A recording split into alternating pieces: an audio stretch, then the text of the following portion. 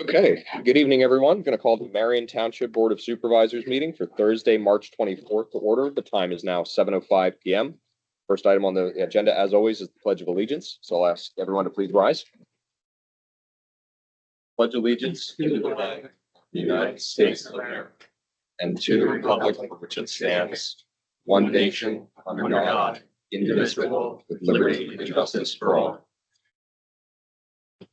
Okay, as always, the meetings are being audio and video recorded. We ask that you please silence your cell phones or at least put them on vibrate.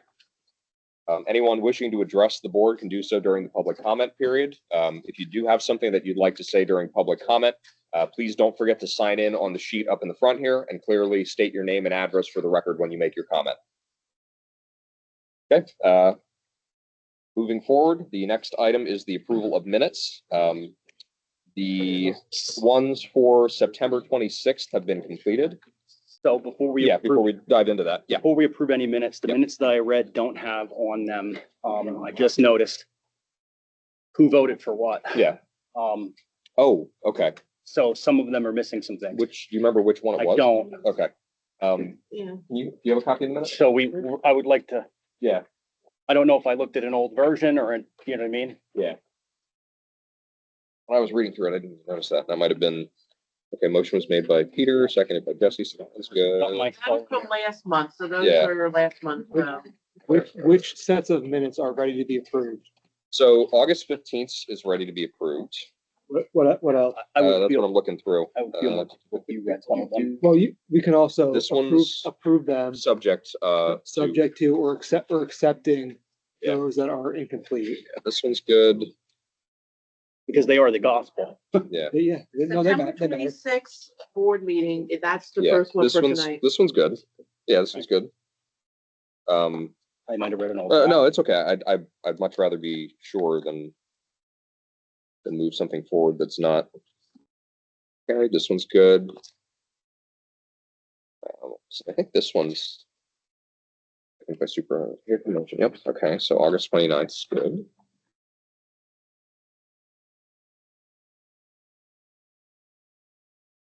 That one should October be good 19th because there's no meeting. Yeah. Not everything has a second and a motion on it because we didn't vote on something sometimes. Right. Nope, that one's good.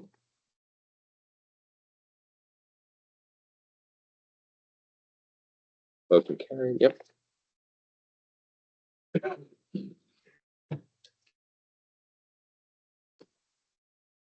That one's okay. Yep. Okay. Yeah, you must have had an older version or something because they all have the motion minutes in it. So now because I read the old ones, are we gonna be able, I can't. I mean, approve them I think the only it really is kind of a wild card on that because Yeah, we don't have Irene here. Old ones as in. Well, he last was, I month? think he was looking at an older version of it an old email probably. because Oh. you didn't have the motion carried information in the thing. We don't have Irene here, so it would just be me voting on it if you're not comfortable voting on it. Yeah. You don't have a quorum. Yeah, and so we don't have quorum on that item. There isn't any way that Jesse could tentatively give it his approval pending something else like that we could have these available to the public, or could we release them to the public as draft minutes? I don't recommend it. Okay. They should be formally approved. At this point, I'd suggest you defer the Okay. next month's meeting. Okay. They dropped in the past and they made it out. Yeah, they're drafts when they're here at the meeting for review, and then they're immediately ratified. But I'm gonna defer to the solicitor on this since this is kind of his jam. He knows this kind of stuff inside and out. So I'll make, I don't know if I really need a motion, but I'll make the motion to defer the approval of minutes until next month's meeting. No motion. No motion? Okay. Can Skip that. I get paper copies of all? Yeah, Thank you. yeah. Yep, I'll Um, make sure you have them before you lock up. Thank you. Okay, so that skipped a whole section. And I'll even read them tomorrow. Okay, and Jesse, I talked to Lisa about this, but I wanted to get your thoughts and opinions. I have a feeling you'll be okay with it, but I'd like to move the reports for like the fire, the police, the roadmaster, the EMS, the EMC, all that stuff, instead of being at the end of the meeting, move it right up to the front with the treasurer's report. Okay. That way, Pete Weaver or John or anybody else that needs to, Yep. to be here for that, they don't have to stay for the whole meeting. Yeah, that's fine. So that going forward, that will be a change. You can rearrange the sequence of the agenda. Yeah. For that purpose. Okay, yeah, I'm just gonna move it forward for that purpose too, but just going forward structurally, the agenda will reflect that. Yeah. Okay, perfect. So, I'll turn it over to Steve, since you're here with the report. Okay, so this is for the month of March. We had a total of 14 incidents we were dispatched to. 7 of those were in Marion Township. We had 2 medical assists, 2 were automatic fire alarms, and carbon monoxide alarms. There was 1 brush fire, 1 tree down, 1 transformer fire. And there were 7 mutual aid calls out of the township. 6 of those were for structure fires and then 1 for a brush fire. Also, just want to make everyone aware that May 10th, we do have our pork barbecue. There's a sign out front. There's some flyers here too Yep, for anybody. Flyers here, so anyone who wants to can Okay, appreciate the support. fantastic, thank you. So we actually have some exciting news. Do we have all 4? You only have 3. Okay, so, who do we have here tonight for the fire police? Myself, Jeremy Rice, and Delvin Knoll. Okay. I'll put Aaron Brubaker's off to the side here, and I'm actually gonna come around. We have the awesome occurrence of being able to swear in 3 fire police from Marion Township tonight. Let me turn this. Hopefully we'll be able to capture this without it being too strange. Steve, you want to come up first? What do you want me Yeah, to can do? you see on my computer? Does it, I can- can you see? Yep, I can see it. Okay. Okay, so I'd like you to raise your right hand and repeat after me. I, Steve Weaver, I, Steve Weaver, do solemnly swear do solemnly swear that I will support, that I will support, obey, obey, and defend the Constitution of the United States and defend the Constitution of the United States and the Constitution of this Commonwealth, and the Constitution of this Commonwealth, and that I will discharge the duties of a fire police officer and that I will discharge the duties of the fire police officer with fidelity. with fidelity. Congratulations, you were sworn in. We'll give you your badge and your vest in the coming days when they arrive. Thank you. Okay. Delvin, do you want to go next? Okay. Same sort of situation. Raise your right hand, please. Okay. I, Delvin Knoll, I, Delvin Knoll, do solemnly swear do solemnly affirm that I will support, that I will support, obey, obey, and defend and defend the Constitution of the United States the Constitution of the United States and the Constitution of this Commonwealth, and the Constitution of this Commonwealth, and that I will discharge the duties and that I will discharge the duties of a fire police officer of a fire police officer with fidelity. with fidelity. Thank you. Congratulations. You guys got to sign those. I'll have them sign. Oh, okay. Yeah. Okay, Jeremy. Okay, you're gonna be a pro at this. You've seen 2 guys go before you. Okay, I, Jeremy Rife, I, Jeremy Wright, do solemnly swear do solemnly affirm that I will support, that I will support, obey, obey, and defend Only the- the Constitution of the United States the Constitution of the United States, and the Constitution of this Commonwealth, the Constitution of this Commonwealth, and that I will discharge and I will discharge the duties of a fire police officer the duties of a fire police officer with fidelity. with fidelity. Congratulations. Thank you.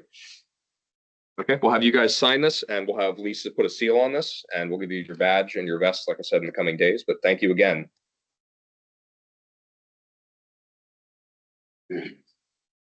As a kind of follow-up question on that, will you guys be around or available for the car show?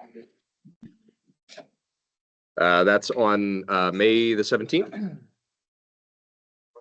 Awesome. We'll look forward to seeing you guys there. It'll be an exciting first occurrence of having Marion Township Fire Police. Awesome. Okay. Next, I'm actually going to do the police report now, so we don't have to do it later. Busy month last month, but nothing weird or out of the ordinary. There were 17 EMS fire advisory, 13 traffic stops, 19 citation issues, or citations issued, excuse me, and a total of 1,100 miles worth of driven road for the month. So, Awesome. John, do you want to do the EMS report? Or EMC, EMC, I'm sorry. Yeah. First off, Thank you.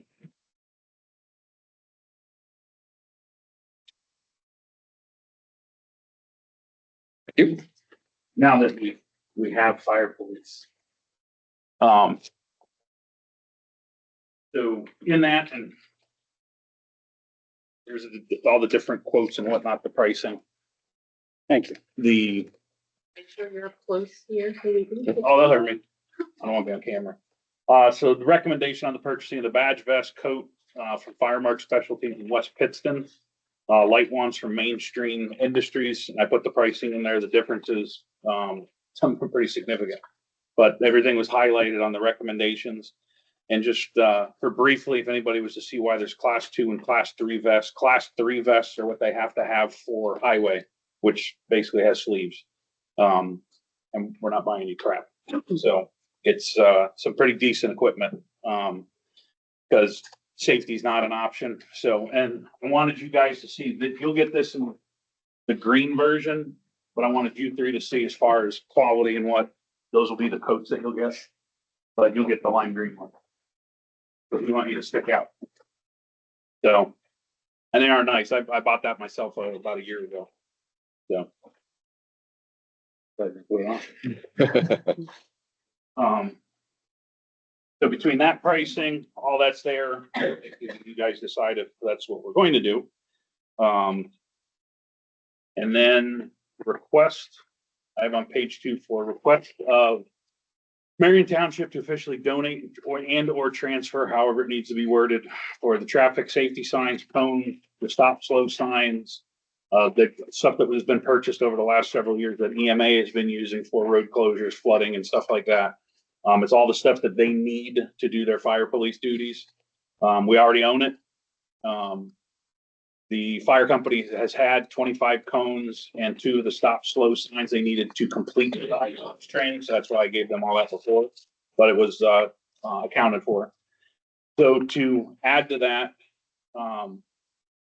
there's 2 each of the white road close signs, which is the legal sign that is needed to close the road, and 2 orange road closed ahead signs, which they would put before that as a warning for the actual closure. 2 pink emergency scene ahead signs, basically to make the public aware that, yes, there's a scene coming up. Please don't stop and look. 2 slow down signs. Again, if they're helping on an accident, anything under direction from the police. 25 additional cones, for a total of 50 in all. And all that, if you guys okay it tonight, it's in my trailer and we're going to drive over to the firehouse, unload it tonight, if you guys allow it. But it's a total of 50 cones will be transferred from the township to the fire company, 8 signs, 8 stands, and 2 stop slow signs. So as far as that, and then last part of the report. Or chair back here if needed. So just briefly, as far as EMC duties for me, what I've been doing in the last like 45 days, I completed the community emergency response team, trained the trainer. That was a 24-hour class. The CERT team, community emergency response team manager class, 16 hours. Radiological transportation, because of what's transported right out here on 422, that was 16 hours. The wildland fire behavior was 8 hours. All hazards, IMT operations section, 32 hours. And I have finally got sent to me by the FAA that my 107 pilot's license. So that, there's a copy of that I'll give you too. So that added info, so you don't have to try to translate my stuff later. Okay. It took months and months and months, but it finally came in, and I have the copies of the license for records here. So. Anything else? Okay, no, that's fantastic. So it's sounding like we're gonna need 2 motions. First one is gonna be the approval. Let's not take any action until we allow public comment. Okay, thank you. I kind of lost track of that there. Okay, so, Question. yes, sure. Thank you, Steve, for serving. How can you be the fire chief and fire police? Okay, before he answers, you Yeah. just state your name, address and everything, so when I go back to do the minutes. Kelly Cox, Thanks. 541 Richland Road. Thank you. So I'll defer to John on that one, but I don't think there's a conflict in terms of, because the fire police actually report to the police rather than through the fire company. Yeah, so. So under Title 35 for the laws on that regulate as far as the fire police. So if it's basically something in the township, he is the fire chief controlling the fire scenes. Any of those fire police can then help as needed. But we have mutual aid coming in for that. Like we always have Wilmsdorf for somebody else coming in to help us on traffic control. Now we actually get that opportunity to help those around us. So he can be the fire chief, but that is why I was actually trying to sucker him into being the fire police captain. At some point of the 4 fire police, somebody will get appointed as a lieutenant and a captain of the fire police. Which one? Captain. Captain? You're gonna get a gold badge. Strictly fire police instead, they'll know will be. So legal, so it's all under the Title 35. If you want to read 84 pages of hold your eyes open. But officially, it'll sound weird when I say this. Fire police are owned by the fire company, supported by the township. On non-fire scenes, they're controlled by the police department. It's just how it works.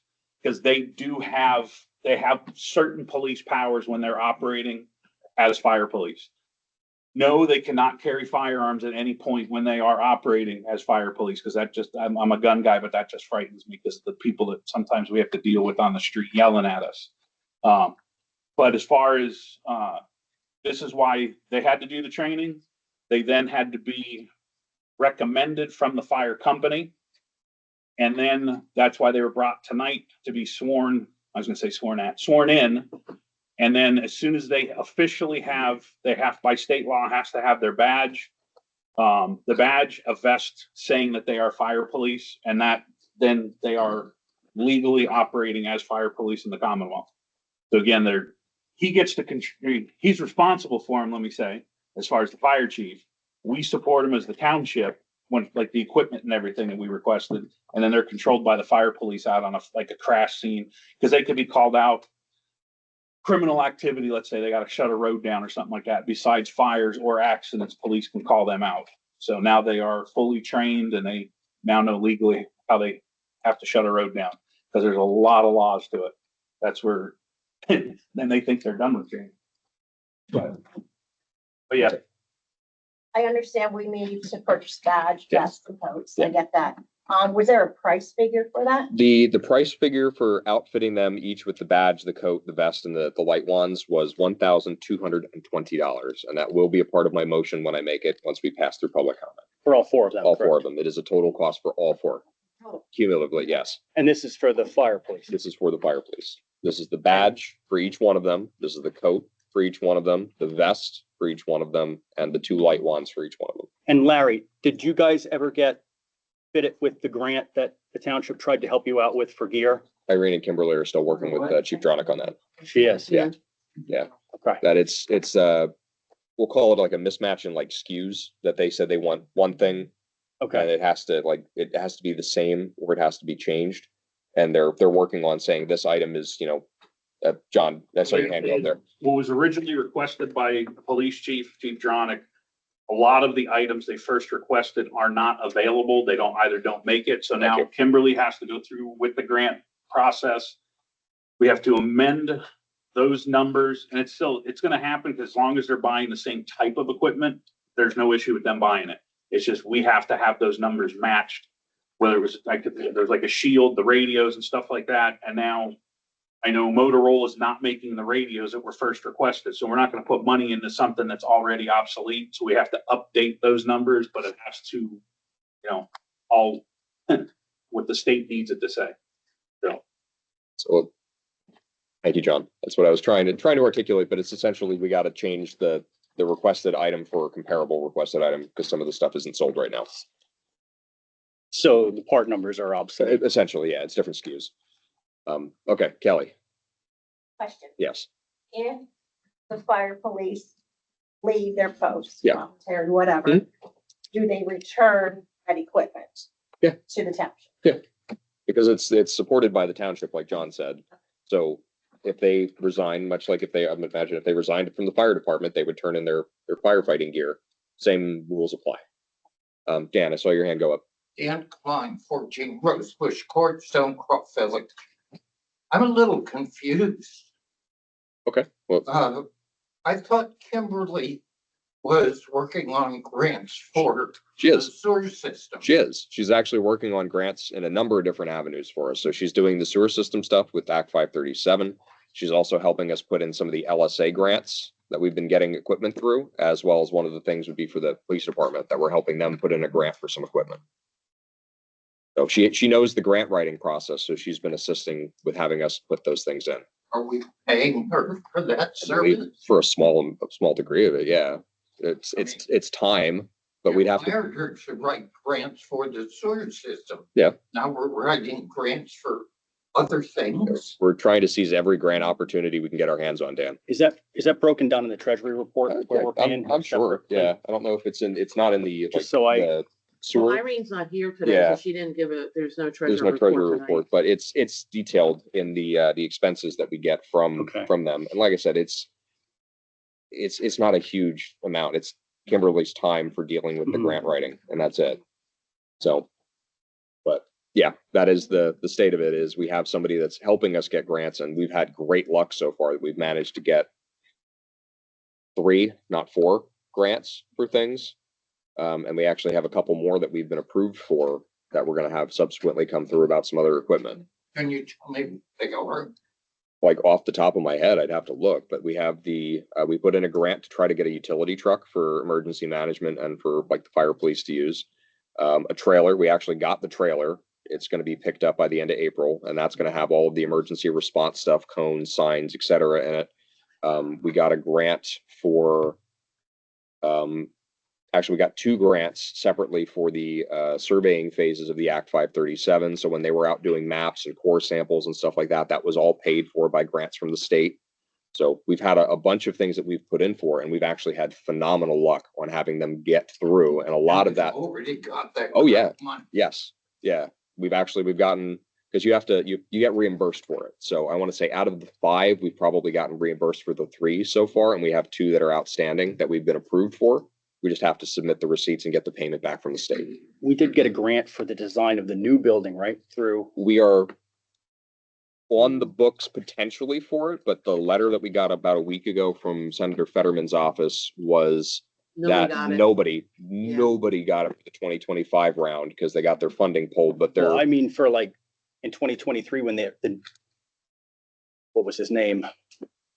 The gentleman that came in to design a new building for us, the one we didn't build. oh, yeah. We got a small grant for that one. Small grant. Yeah, I can't remember the name of it. We did get something small for that. So it was Lee Olson Yeah. Design, right? Yeah. Because that was the firm that did it, but Right, because he did a whole drawing. yeah, the big one, the $500,000 one that we were in the running for, we had a lot of support from the senator's office and a couple other places. That one kind of got run pulled because I didn't have any money to give out this year. But they highly recommended that we submit it again next year. And that the senator's office would be very interested in still supporting our grant request. Okay. So, like I said, thankfully we have somebody that understands the grant process pretty thoroughly, and we've been so far navigating it with a pretty high degree of success. And I'll put credit where credit is due. That's largely Kimberly's efforts. So, As long as we're getting oh, yeah, we're reimbursed, we're getting, funds are. oh, yes, absolutely, yes. My understanding that when you get a grant, Mhm. you buy something first. Yep. You pay for it, and then It's, grant money comes in to Yeah. reimburse. some grants do work like that. Some grants you get the money up front and then you have to reconcile what you get paid or what you paid for the stuff, paid for with the funds. For example, the ARP grants, the America Reinvestment Plan, they gave you the money up front and then you had to account for how you spent it. Yes. Yeah. Some grants work that way. Some grants you pay it and you put the receipts in as essentially an expense reimbursement. I know. We did Yeah. the COVID. Yeah. So that's a lot of these are you buy it and you get reimbursed. And so far, like I said, we've gotten about more than half of them back. So we're in good spaces there. Yeah. So, okay. With that, yes. I know we're not 100% sure what the playground's gonna look like. Yeah. Is there any way we could have her be an asset to the playground? Yeah, absolutely. So For that? if you guys have the plan and things like that, and you have the draft grant submission that I had given you before, if you guys can kind of nail down some of the finer elements that she's not going to be able to do, like the letters of commitment or updating the plan for certain things, if you're changing anything or if there's been changes in pricing on stuff, one of the big things that you guys got to do is you got to pick out equipment. to be able to ask. Like you can't say, oh, I want X number of dollars. You have to say, I want this thing and it costs X number of dollars. So when the time comes, because I think you've missed the DCNR window for this year, if you want to try to do that next year, I'm entirely in favor of getting Kimberly to sit down with you guys and help you get that grant in for DCNR. So Kimberly works for Hydroterra. Yes. She works for Hydroterra. Yes. And then she's doing freelancing for us for grants. So she's doing it through Hydroterra, but She's they're doing it through Hydroterra. yeah, but we're not paying like engineering wages or anything like that. We're paying Kimberly for her time for doing this. It's still, we're paying Hydroterra, but it's Kimberly. Okay. Gotcha. So it's not like she's moonlighting or anything like that. Okay. It's official and through the company. It's just she has that skill set and they were kind enough to Is there anybody that also does grants? Just writes grants, like a person that we could hire just for grants independently of yeah, I mean, another business? there's grant writers. We had actually looked into it, but they're a lot more expensive. Right, well, they're It's- expensive, right? Everything's yeah, expensive, everything's right? Anybody expensive. that, you Yeah, know, but if we want to look at that, we can look at that, but that's a professional service like any other. right, and I get it. I just see, we're paying all this money through grant money to get a design for a sewer system. Yeah. And I don't want to be in that gray area where we're paying Hydroterra for two separate things, but then could be misunderstood as grant money being paid into No, Hydroterra so the grant and the money is very specific. It can only be used for very specific right, the things. grant money, but we're paying Yeah. Hydroterra to write the grant. Yeah. Right? But it's no different than if we Right. had paid, So is that a separate check then? it's a separate line item. Like everything comes out of different line items for things. So like I'll use SDE for example. If SDE preps a road project for us, that's going to come in through a different line than them doing like inspections or something like that. Or if we ask them to prep a dirt and low volume gravel road grant, when they give us the itemized what it costs for the month for SDE's bill, we'll be able to see it there because it'll Right. say, X number of hours at whatever rate for, whatever. So it's there. I get that we're doing that. I Yeah. just don't feel comfortable doing that moving forward. Because Okay. Can I ask? because I'm it's- curious to understand why. I don't like lumped jobs together, if that makes sense, right? If you're writing grants because you work for Hydroterra and the sewer company, great, write grants for that. But having an independent grant writer keeps us more, people I don't- won't come up with ideas that we're not on the up and up, if Well, you know what I'm saying? Yeah, but I mean, I think the transparency I is like to already be more there. transparent. Yeah, but my point is the transparency is already there and it would be like, Colin, feel free to jump in at any time if you have something to say, but it's not any different than us having SDE as an engineer do something engineer related. It's something that they're able to do as a firm and they're doing it for us. I mean, I wouldn't feel comfortable doing that. I just don't like it. Okay. I mean, just because, to me, it's not kosher. I'm I like separation of things, just for clarity. Hydroterra wrote the initial grant that allowed the township to get money for them to design the sewer system. Yeah. Right, So there's a precedent there of them being able to write Write grants grants. and get money for yeah. it. right. So I don't there's no conflict. I mean, they're just separate. It's As long as a it's- separate As function. Right, long as it's a so- separate, as long as it's a separate, They're- we're paying them for separate things. Yeah, so they through have, separate so they money. have They have different bill rates. any professional service or firm has a file for the client and then sub files, right? So you should be seeing on your invoice a sub file related to the sewer design, which is covered by an existing grant. And then other sub files for each grant application Yeah. that's being submitted. Yeah, it's not very Okay. much different than like Kozlov's Cloud. If Colin does something, it shows up, or like one of the clerks does something for sending out mailers or something like that. That shows up differently on the, I'm just the noticing invoicing. when I sign checks, I just see usually Well, a lump number, yeah. right? And then I see the bill. but when you're looking at just the check, Right, I look at the check, but I Yeah. also look at the bill, but I Yeah. usually just see a total. so there's a breakdown usually attached to that. It might be on the back of one of those sheets or something like that, but it does give you line items in case of like Kozlov Stout or SDE. It's usually like a mile long, but there is a breakdown of each one of the things that was worked on and where the time and material cost comes in. Okay.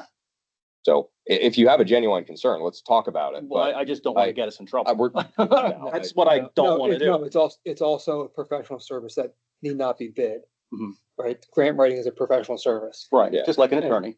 And frankly, I doubt you'll find anyone cheaper to do those grant yeah, applications. cheaper or as effective. So like, again, unless you have a serious concern, in which case let's talk about it, but it's it's not like we're sneaking around. Right. It's a professional service that firm offers. Right. And it's clearly broken out. If anybody wants to see that, they can submit a right to know and we can provide the invoicing. Okay. It's a simple matter of that, but not to mention the way the QuickBooks stuff is done. Right. A lot of that is probably absorbed in different code of accounts. I don't know much about QuickBooks. Well, yeah, I mean, Dan might know more about yeah, QuickBooks. but the bottom line is the breadcrumbs are there that you can easily follow along. So, okay, with that said, I am going to open up the floor for public comment, or actually, wait, I take that back. I'm not going to do that. We're going to approve the payment of the bills.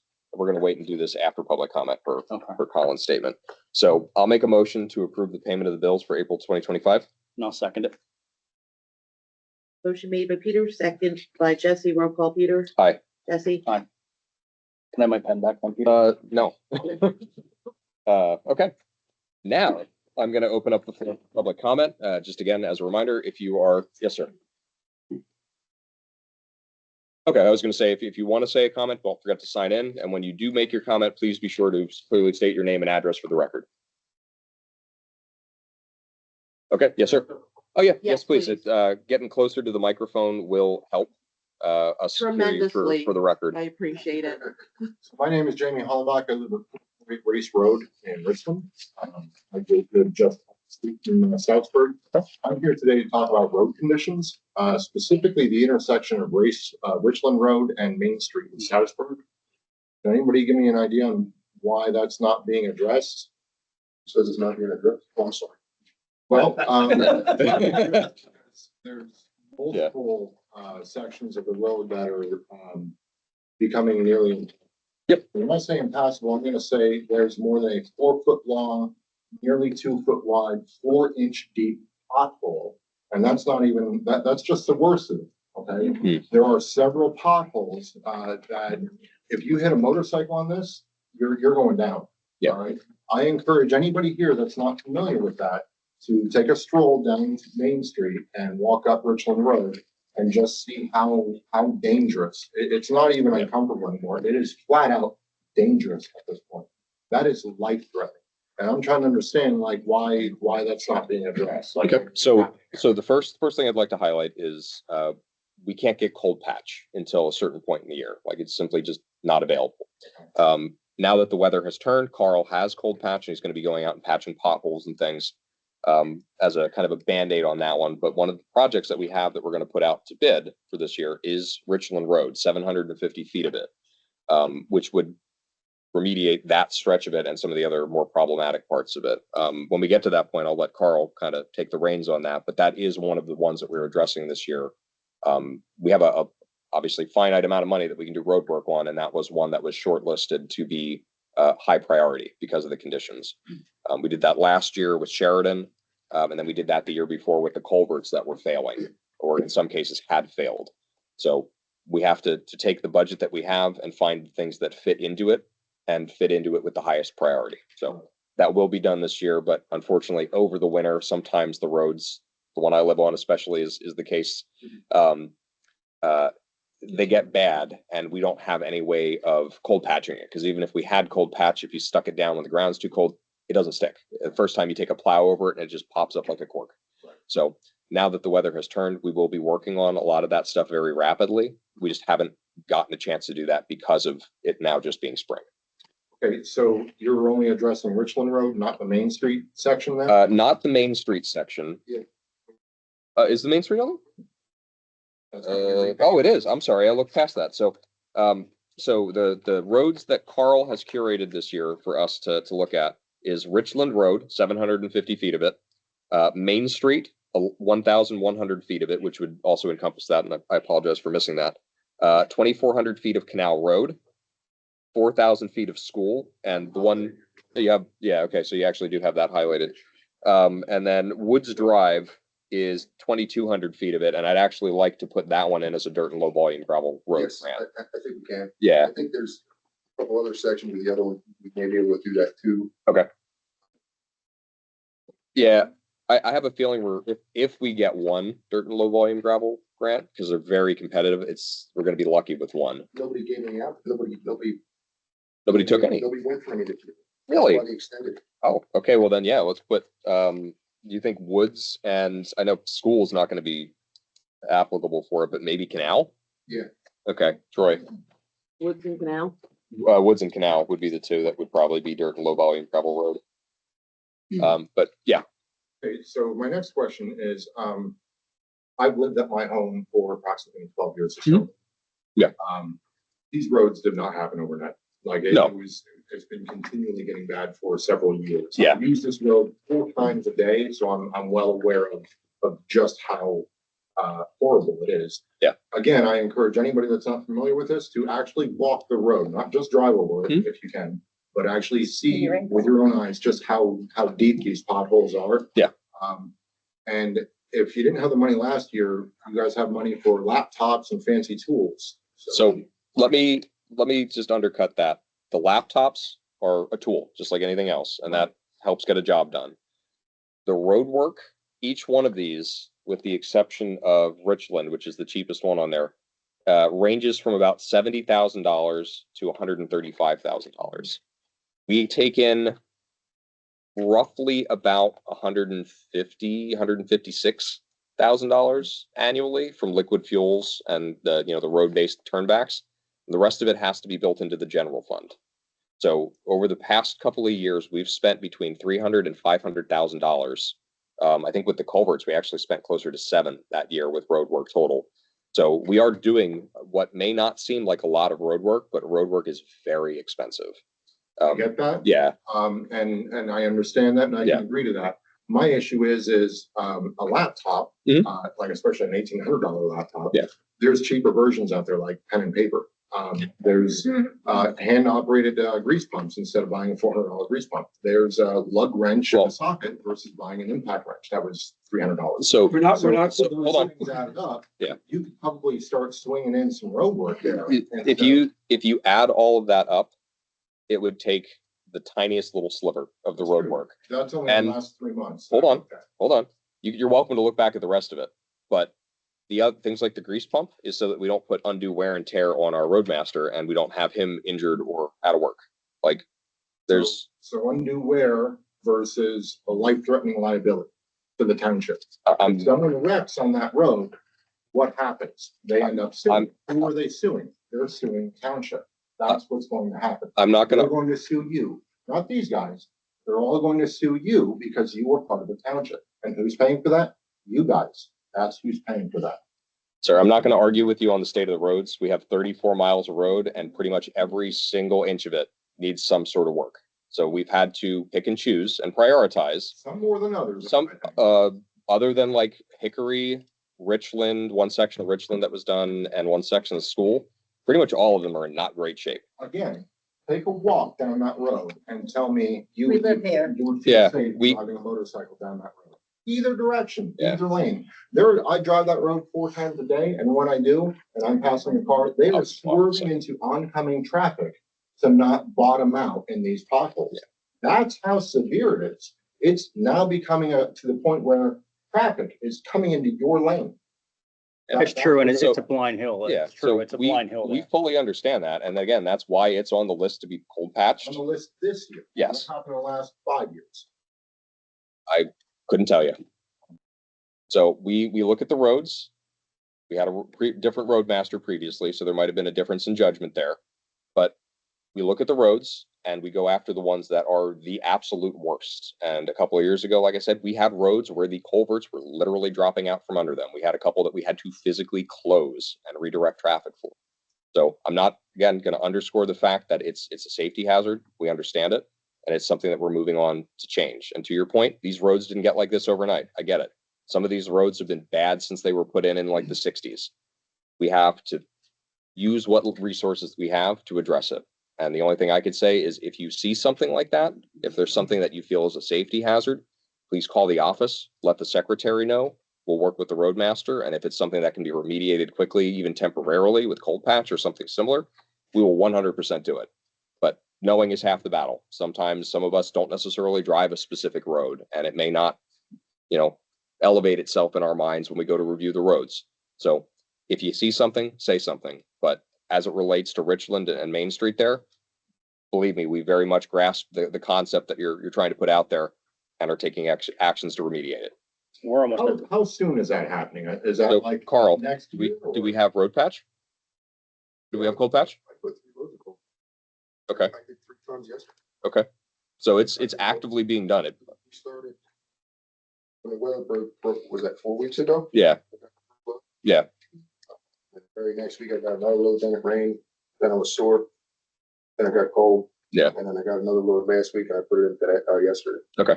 Do we know when we're gonna address Richland to the specific point of this gentleman's comments? Well, I started doing the worst ones first, and believe it or not, that's not the worst in our township. We've got much worse than that. That's scary. Yeah, it is scary. It's Yeah. it's scary. So I addressed the biggest ones in the township first. Hmm.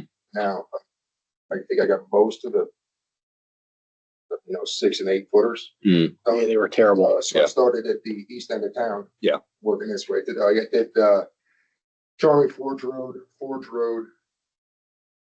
the north end of Church Road, Marion Road yesterday. Okay. And that took about 3 tons. Okay, It was a full load. That's 4 inches deep. That's a 5-foot ruler sitting next to this pothole. Yeah. The pothole is longer than my Yeah. 5-foot ruler. so again, we, for the sake of time, we get it. We truly do. When will it be paid? Like, when are you? So This summer, this summer, this is going out to bid and it will be done at this point some point during the year, summer, fall. Okay, so both Richland Road. And Main Street. are both going to be paid. They're on the agenda.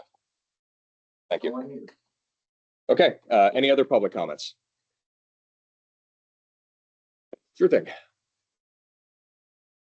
And turning into Church Street off of 422. Okay. What can we do? Is there a way we can take over that marquee that's out there? I know we don't own it. It's Can private we property. talk to them? Maybe they would, I don't know, can we work something out? People say to me all the time, they can't see to come in, and that's really bad, turning off 422. And then Marion Drive, if you want to see, have lights. Yeah. I mean, if you guys, either as private individuals or as the MTCA want to reach out, again, our hands are sort of tied on that. It's private property. Like, we don't have a light pole there. Somebody has a permanent sign that they had installed for the black dog and stuff like that. So if they don't have a light on it, they don't have to have a light on it. If they put it up, they could do that. But again, they would be paying for the electricity on it, which I'm sure they're probably not overly keen to do. I know it's not simple, but can the township?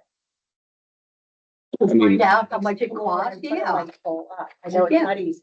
yeah, what was the estimate on that the last time we looked? It was like 70,000? When was that? It was like for, This is the first time hearing about it. well, this was a while ago. To get a phone pole installed. To get a light pole installed and service connected to it from Med Ed. I mean, we can look, but it was real expensive the last time we looked. I mean, the only thing I could maybe talk to you on the side, individually, like outside of a meeting, maybe see if we can approach the person, put a solar light or something up, that if you say like, we're willing to donate it from the MTCA, will you agree to put it up on your sign or something? That might be the easiest, quickest, cheapest solution. But again, it's not municipal property. It's somebody's private thing that they own. I know, I just thought we could do something, I don't Yeah. know. I mean, there's always the realm of possibility for that, but it's complicated because it's private property and it's expensive. So, yes. This is a matter of interest. Street light is about $30 a month leased from Med Ed. Well, if you're gonna lease it, but then you also have the installation cost, because I think you guys got whacked with that there were installation Well, costs and then that's the lease. Prepaid installation Yeah. costs typically. Yeah, Last time they were charging $1,200 for a partial installation. That Yeah. You paid for, you still got to pay a monthly fee. yeah. So I mean, I'll look into it again. I don't mind doing that, but when we had looked previously, because this is not the first time that has come up, it was wildly expensive. The solar might be an option that you should. Yeah, that would, again, just thinking off the cuff, that's probably the quickest, easiest, cheapest solution is, again, especially if the MTCA is willing to say, hey, we're gonna go spend $50 in harbor freight. Would you be willing to put this up on your sign, or let us put us up on your sign? And they may agree to it, just, private party versus private party, rather than getting the township involved. So, People get older, it gets harder to find out where to turn in there when the weather's bad. yeah, do we have a sign that says like turn ahead? You say you can't see the road when you go to Point. That's really bad. It's Very dark. There's nothing there. It's just dark. What if we just put reflective strips on the stop sign post? I mean, I like that idea. Yeah, it's- Anything. Let's give that a try. Reasonably cheap, thing to try. Yeah, let's try that. Is it just church? It's church and 422. Yeah, Yeah. just that. Yeah. And even down coming from, there at the Grove. That's really hard too. That's really hard too, maybe. You're saying on Main at 422. Down there at Chryslerton Church, that picnic road there, that Yes, wide. triangle. Yeah, Yeah. the triangle. Yeah, at 422. Yeah. I know Yeah. there's some kind of yellow something there, but So let's try that. Mainstream Industries, I think they have the tape and I would get some. Yeah. that would Yeah. be great. Yeah. Well, I mean, like I said, I'm willing to try stuff, but like I said, the easiest thing may just be talk to him, see if he's willing to let you do that, or see if he's willing to do it. Okay. Public comment. Yeah, Fred Walter, 52 Copper Beach Lane, Stonecroft. Question, has there been any action from Landmark, on trying to get that bond money? We'd just like to get enough. No action. Thank you. Seeing no additional public comments, we will move into the items for discussion. First item is just a general announcement. Septic systems are still on the location to be pumped and inspected. The list of registered pumpers are available at request from the township. All you have to do is call the office and Lisa will be kind enough to let you know who they are and what companies. We are still also accepting letters of support for the proposed Act 537 sewer. You don't have to be in favor of the sewer to write a letter of recommendation. You just have to be in favor of us trying to get money. Item number one on the discussion, the Act 537. We are still moving through the design phase of this. Hydroterra has started on this, and we do have, I believe, one of the LSA grants that is funding most, if not all of this. The pumping of the septic systems, I've already mentioned. As if you need details on that, please call the township. But everybody, per Pennsylvania state law, has to have their system pumped out and inspected at least once every 4 years. So seeing as this is the first time that Marion Township is doing this, that's pretty much everybody if you have an on-lot system. So Kimberly Yes. wanted to know, when we wanted to start sending out letters. I to would say- residents that are not, Let's do that in June. We can get Hydroterra to get that set up. Do you have any Okay. objection to that? Some of these people didn't pump for years now. They're overdue. Yeah. How long? Probably 8 to 12 months, depending on which cycle it was. So Depending what, so. like the first they're staggered. So one was 1 year. Well, they have 2 years in Mm-hmm. which to comply. One was 1 year. 2 was the next, kind of like an overlap. Uh-huh. 3, and then the last round of things. So that was at a long worst time. though. worst case scenario, I think if my mental math is right, the first group of people that haven't pumped are 2 years past. So At least at two. least 2. At least.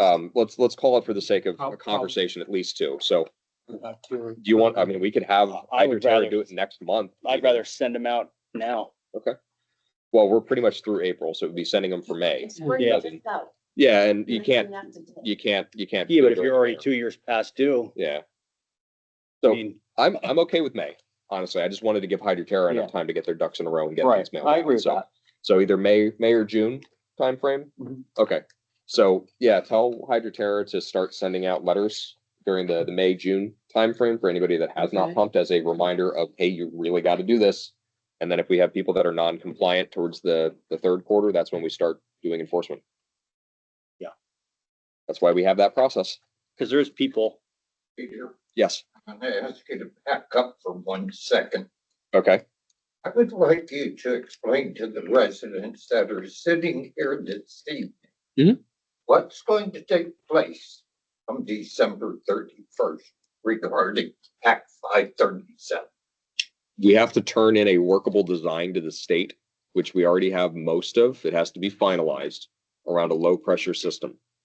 That is the milestone that we have to meet for Act 537 this year. the old plan, is that still relevant, even though that's a different system? No, not really, because we had submitted an addendum No, to that. They already DEP approved. Approved the sewer system amendment. Now, was that original SOAR plan ever approved by the DEP before they got sued by Cage? Yes, It was. it was. That's why they had to sue. They had to sue because it was approved. So the way, and if you want to, we can explain this separately, but when you submit the plan, Mhm. you have the autonomy to pull it back and discuss or make revisions up until the point that the state approves it. Once the state approves it, you've locked in. Right. You've bought the farm. You can't do anything to it other than submitting for amendments or getting release from the state to do a redesign, which they're guaranteed not going to do. Okay. At that point, if you're doing anything, and we've mentioned this in other meetings, your really only recourse is a lawsuit. You have to take it either before the Environmental Hearing Board or sue them separately in Court of Common Pleas. Okay. So they did approve the plan though. Yes, they approved that like lightning fast. So the DEP was impressed with the plan and they got sued by Cage. No, the township technically got sued by Cage, not the Okay. DEP, Because of submitting the plan, because of a violation of due process was the violation of due process. yeah. So So- it wasn't the plan that was bad, it was the. Yeah. So let me say this, whether you agree with the sewer system or not, the gravity system would work. It's a gravity system, stuff Mhm. rolls downhill. Right. It is based on the fact that we did that reassessment with Hydroterra and the amendment. Mhm. It is not the most cost-effective plan for a number of reasons. You have to have gravity work on your side, which Correct. for a lot of places, you would have to be in excess of 20 feet in the ground. Right. We have bedrock starting at 4 feet. And we've done bedrock testing. That was one of the things that was done during the surveying is we took core samples from like 26 places along the affected route, and most of the bedrock was between 4 and 6 feet, which would mean we'd Okay. have to drill or we'd have to blast, both of which added multiple millions of dollars worth of excavation and removal of rock. Mhm. So that was basically immediately discounted. Right. The benefit of the low pressure system is there's less material costs Mhm. because it's a smaller pipe being fed by pressure rather than a larger pipe with gravity. Mhm. And you don't have to have it as far in the ground, which Mhm. means you might hit the occasional spot of bedrock that you have to remove Mhm. rather than the entire length of the system, Right.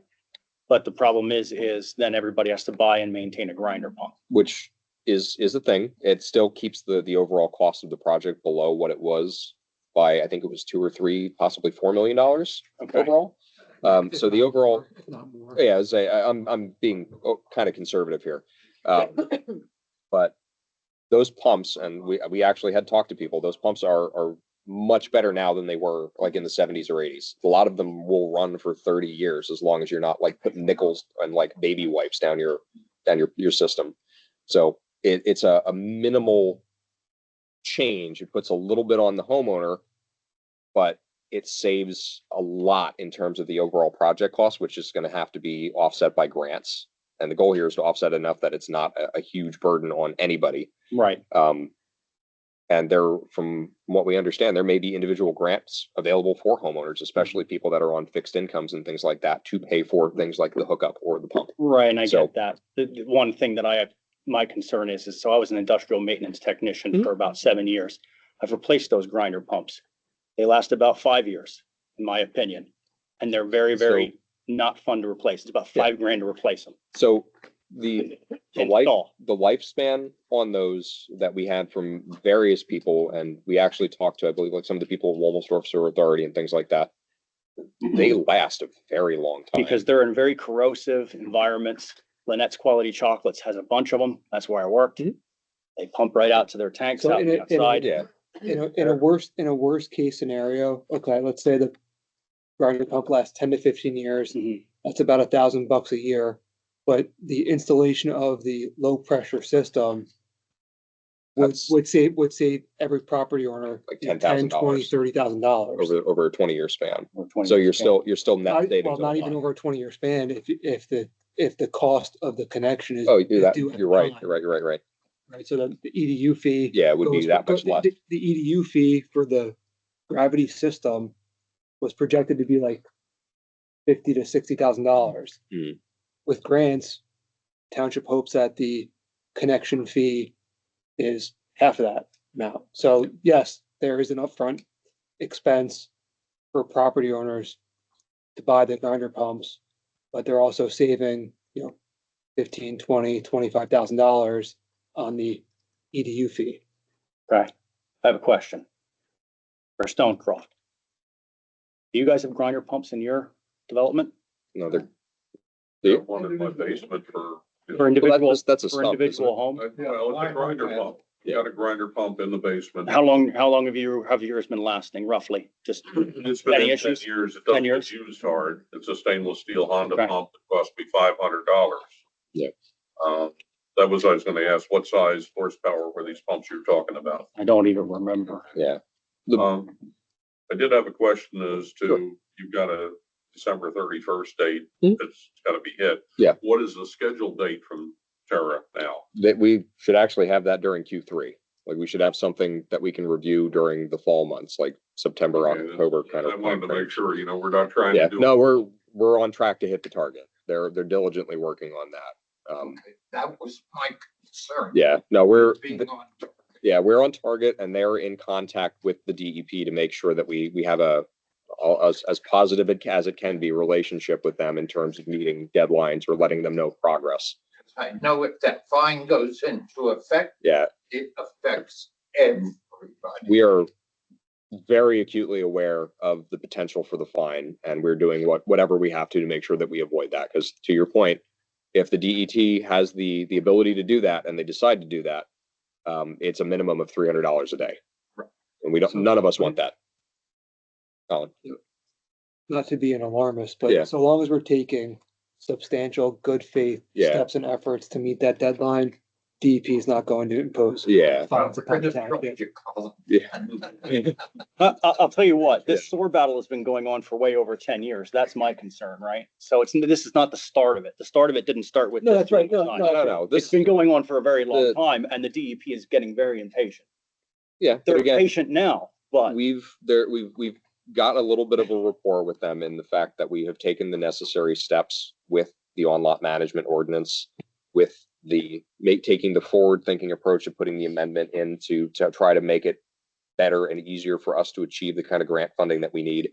So we're demonstrating, as Colin said, good faith in that respect. Personal opinions of the sewer project aside, we're doing what we have to do to make sure that the township is not put in an adverse situation with legal stuff or fines. I'm just going back 10 years, but 10 years ago, when I was fighting with Cage to let them see a different point of view. And I called the DEP and had conversations with them, and I wasn't on the township board at the time. They had given me 3 examples of Marion Township stopping the SOAR prior. And they So- basically told me that they will not stop it again. And that was Well, 10 years ago. There's a far cry between stopping it again and saying we need an extra couple of months for a deadline. Like very big Right. difference. I'm just saying, And again, this is what I had. Again, I know you say they're patient. There's a difference between willful non-compliance and a good faith effort. Yeah. We're making the good faith effort, so long as we continue to make the good faith effort and, don't, fly in the face of their order, we're not going to be fined. Yeah, of the things honestly that concern me still about the Act 537, that's not principally it. Like that's low risk on the list of things right now. Okay, Before you move on, these Yes. gentlemen would like to go. yes, Doug. So hold on, these gentlemen need to go. Okay. If you can Oh, sign this, I'm sorry, here. have them sign it, yeah, I'll get the yeah, seal, grab- and grab the we'll, seal. we'll get them out of here. Sorry, guys.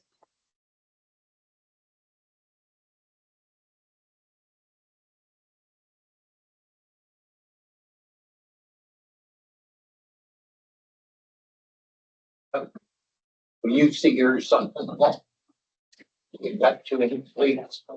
Wait, I got 2. That one's his. Thank And you. then if Darren's able to be at the next meeting, we can just swear him in at the next meeting. Hey, guys. Steve. Jeremy. Doug, did you have something you wanted to say? Yeah, I don't know if she needs my name or anything. Doug Hoover. Okay. Yeah. Hey, Doug. Just for information purposes, Homo source further really doesn't have any working knowledge of or. Yeah. Yeah. I think we have one. But I'll say 2 things. Mhm. I look at sewage ejector pumps as kind of like electric baseboard heat. Mm. It's the cheapest it is that they put it in. Yeah. Because you will be adding to your electric. Yeah. To be really honest with you, we have the discussions, I'm on the social authority. Mhm. Our engineer made this statement a few months ago. He said if he had a friend that was looking at a home that had a sewage ejector pump, he would tell them to run as far as away as they could. That's different than some of the conversations that we had on that previously. And this is again going back a couple of years, even before we had met the like Alden on 6 development. It's But mechanical. it's a moving part, but it's not much different other than it's in a slightly more caustic environment. It's like your well pump. Yeah, I know it's cheaper to put in with gravity and this limestone. Mm. It doesn't stop. Yeah. Yeah, there is a cost of ownership that has to be kind of considered over the 20-year span, but the lifespan of the modern pumps and the fact that it does shave a huge amount off the project, the decision was made to move forward with the low pressure system rather than through the gravity. All I want to say. Thank you, Doug. Yes, sir. Blake Haywood, 21 Main Street. Okay. Just want to bring up about the pumps again. Yeah. We had plumbing problem. We had plumbers, 2 different plumbers come. Mhm. The second one ran a different line and stuff. Everything went. So we asked them about these pumps and stuff, how they work and blah, blah. They said they won't even touch them. They won't touch them. That's one plumber. Yeah, I was gonna say. There's another plumber. He said he's never touched them either. So is there gonna be like a list of plumbers that actually work on these? Yeah, These are not like fly by night plumbers. Yeah. They're reputable plumbers, and they said these Yeah. things come from China and they fall apart. Well, And he said, then the customer yells at the plumber, and the plumber said, it's not their fault that these things Yeah. break like that. So not all of them are cheaper ones. There are Yeah, I nicer, like, realize that, but now I had 2 plumbers. Yeah. tell me, So those are not bad. one of the things we can certainly do when we're closer to that time, like we have with the list of the pumpers, is we can have recommendations for pumps or plumbers, both the part and somebody to service it, because there are plumbers that will handle sewage ejector pumps.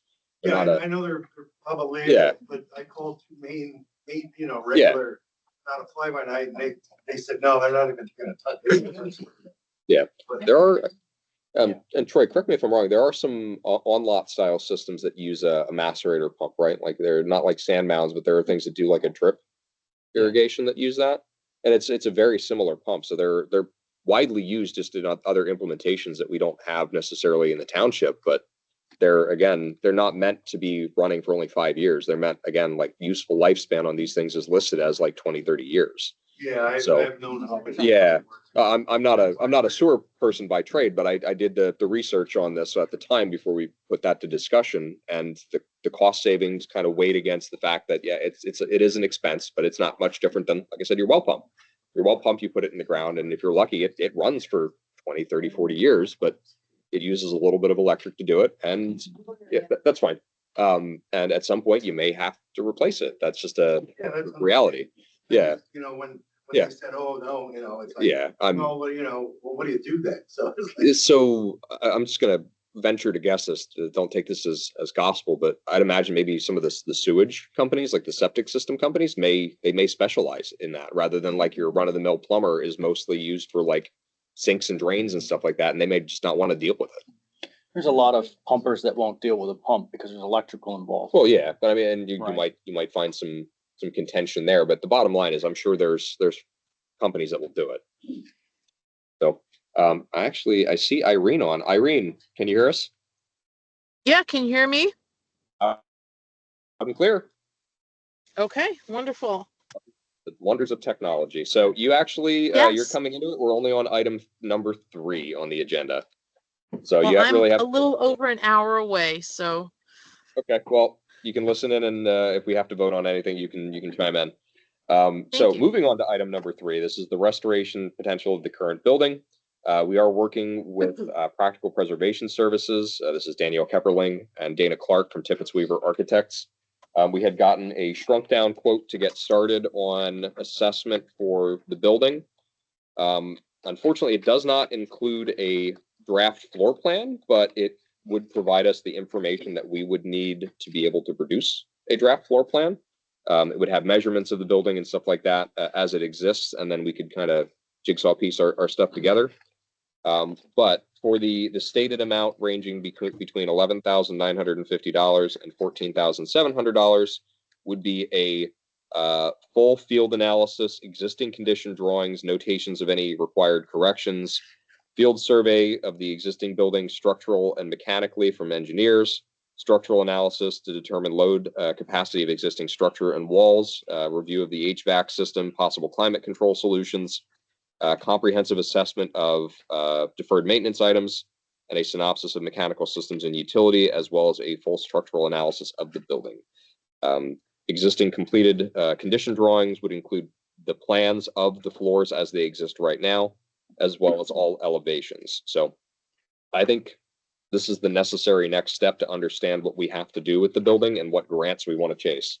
So unless I hear a point of dissension from either Jesse or Irene, I will make a motion to authorize. So one thing I need to point out, Yeah. so in here, it's called Kepperling Preservation Services, not Practical. Their website is actually called Practical.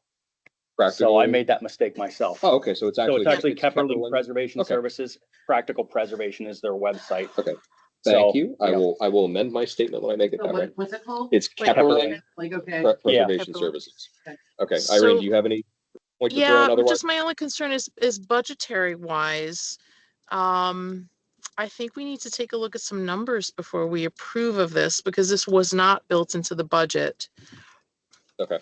Irene, I think we need to know. I think I could find somewhere. I understand that we need to know, Jesse, but if we don't have the money to pay for it with all the other things that are going on right now, delaying this by another month or two, it is not going to really harm us. We need to take a look at numbers. Would you be opposed to conditionally approving it based upon budget availability? I would be fine with that. Okay, I think that's a reasonable concession, because if we confirm between meetings, we could authorize them to start doing stuff. So I will make a motion to conditionally authorize the engagement with Kepperling Preservation Services for the assessment of the 420 Water Street building, ranging potentially from $11,950 to $14,700, contingent upon budget availability. I'll second it. Motion made by Peter, second by Jesse. Roll call, Peter. Aye. Irene. Aye. Jesse. Aye. Okay, excellent. Next item on the agenda is the playground maintenance and equipment maintenance. We need to work with Carl about setting a annual schedule for that. Kelly, do we have a date set for the community cleanup? No, we don't. Okay. No. Okay, so let me know if you know between now and the next meeting, and I'll make sure it stays on the agenda. But we are looking to do kind of a community cleanup day to help maybe do some stuff around the park, get the mulch straightened out and things like that. And then now that the weather has turned, Jesse, Carl, and myself will look at putting the bleachers down with a cement base rather than the railroad ties. The men that we have are disabled, like the women. Yeah, well, I know that's why we want to have a community, we want to put it out there to see if we can get more people out to help. And that's why I don't have you guys doing the concrete work either.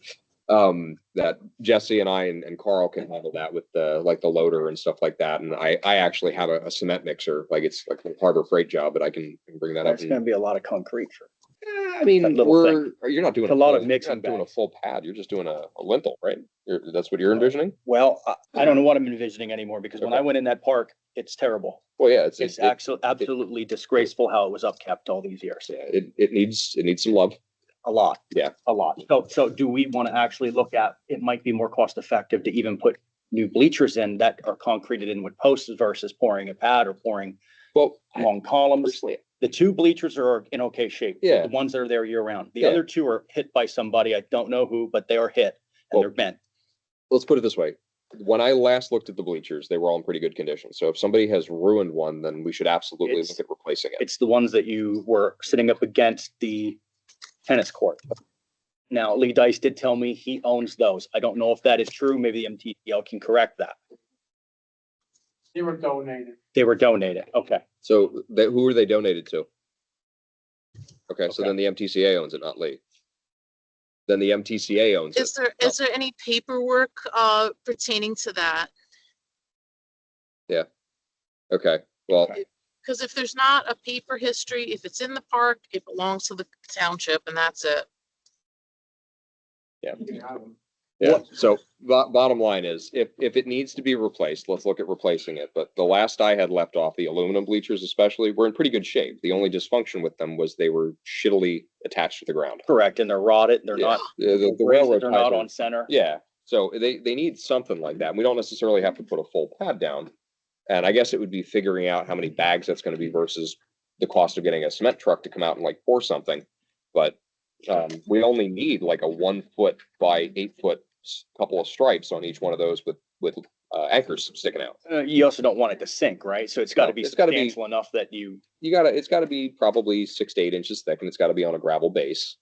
You're not putting a house footer in, right. but we can do the math on it, but the And bottom line is we're looking to do some restorative work on the park. And they this need to be on compacted stone. Yeah.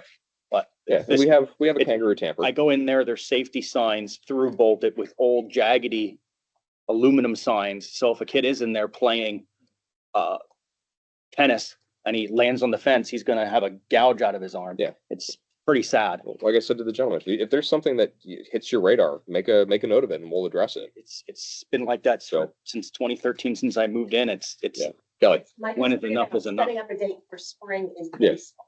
There's a lot of baseball games going on right now. Yeah. Depending on what area of the park Yeah. you want to work at. Yeah.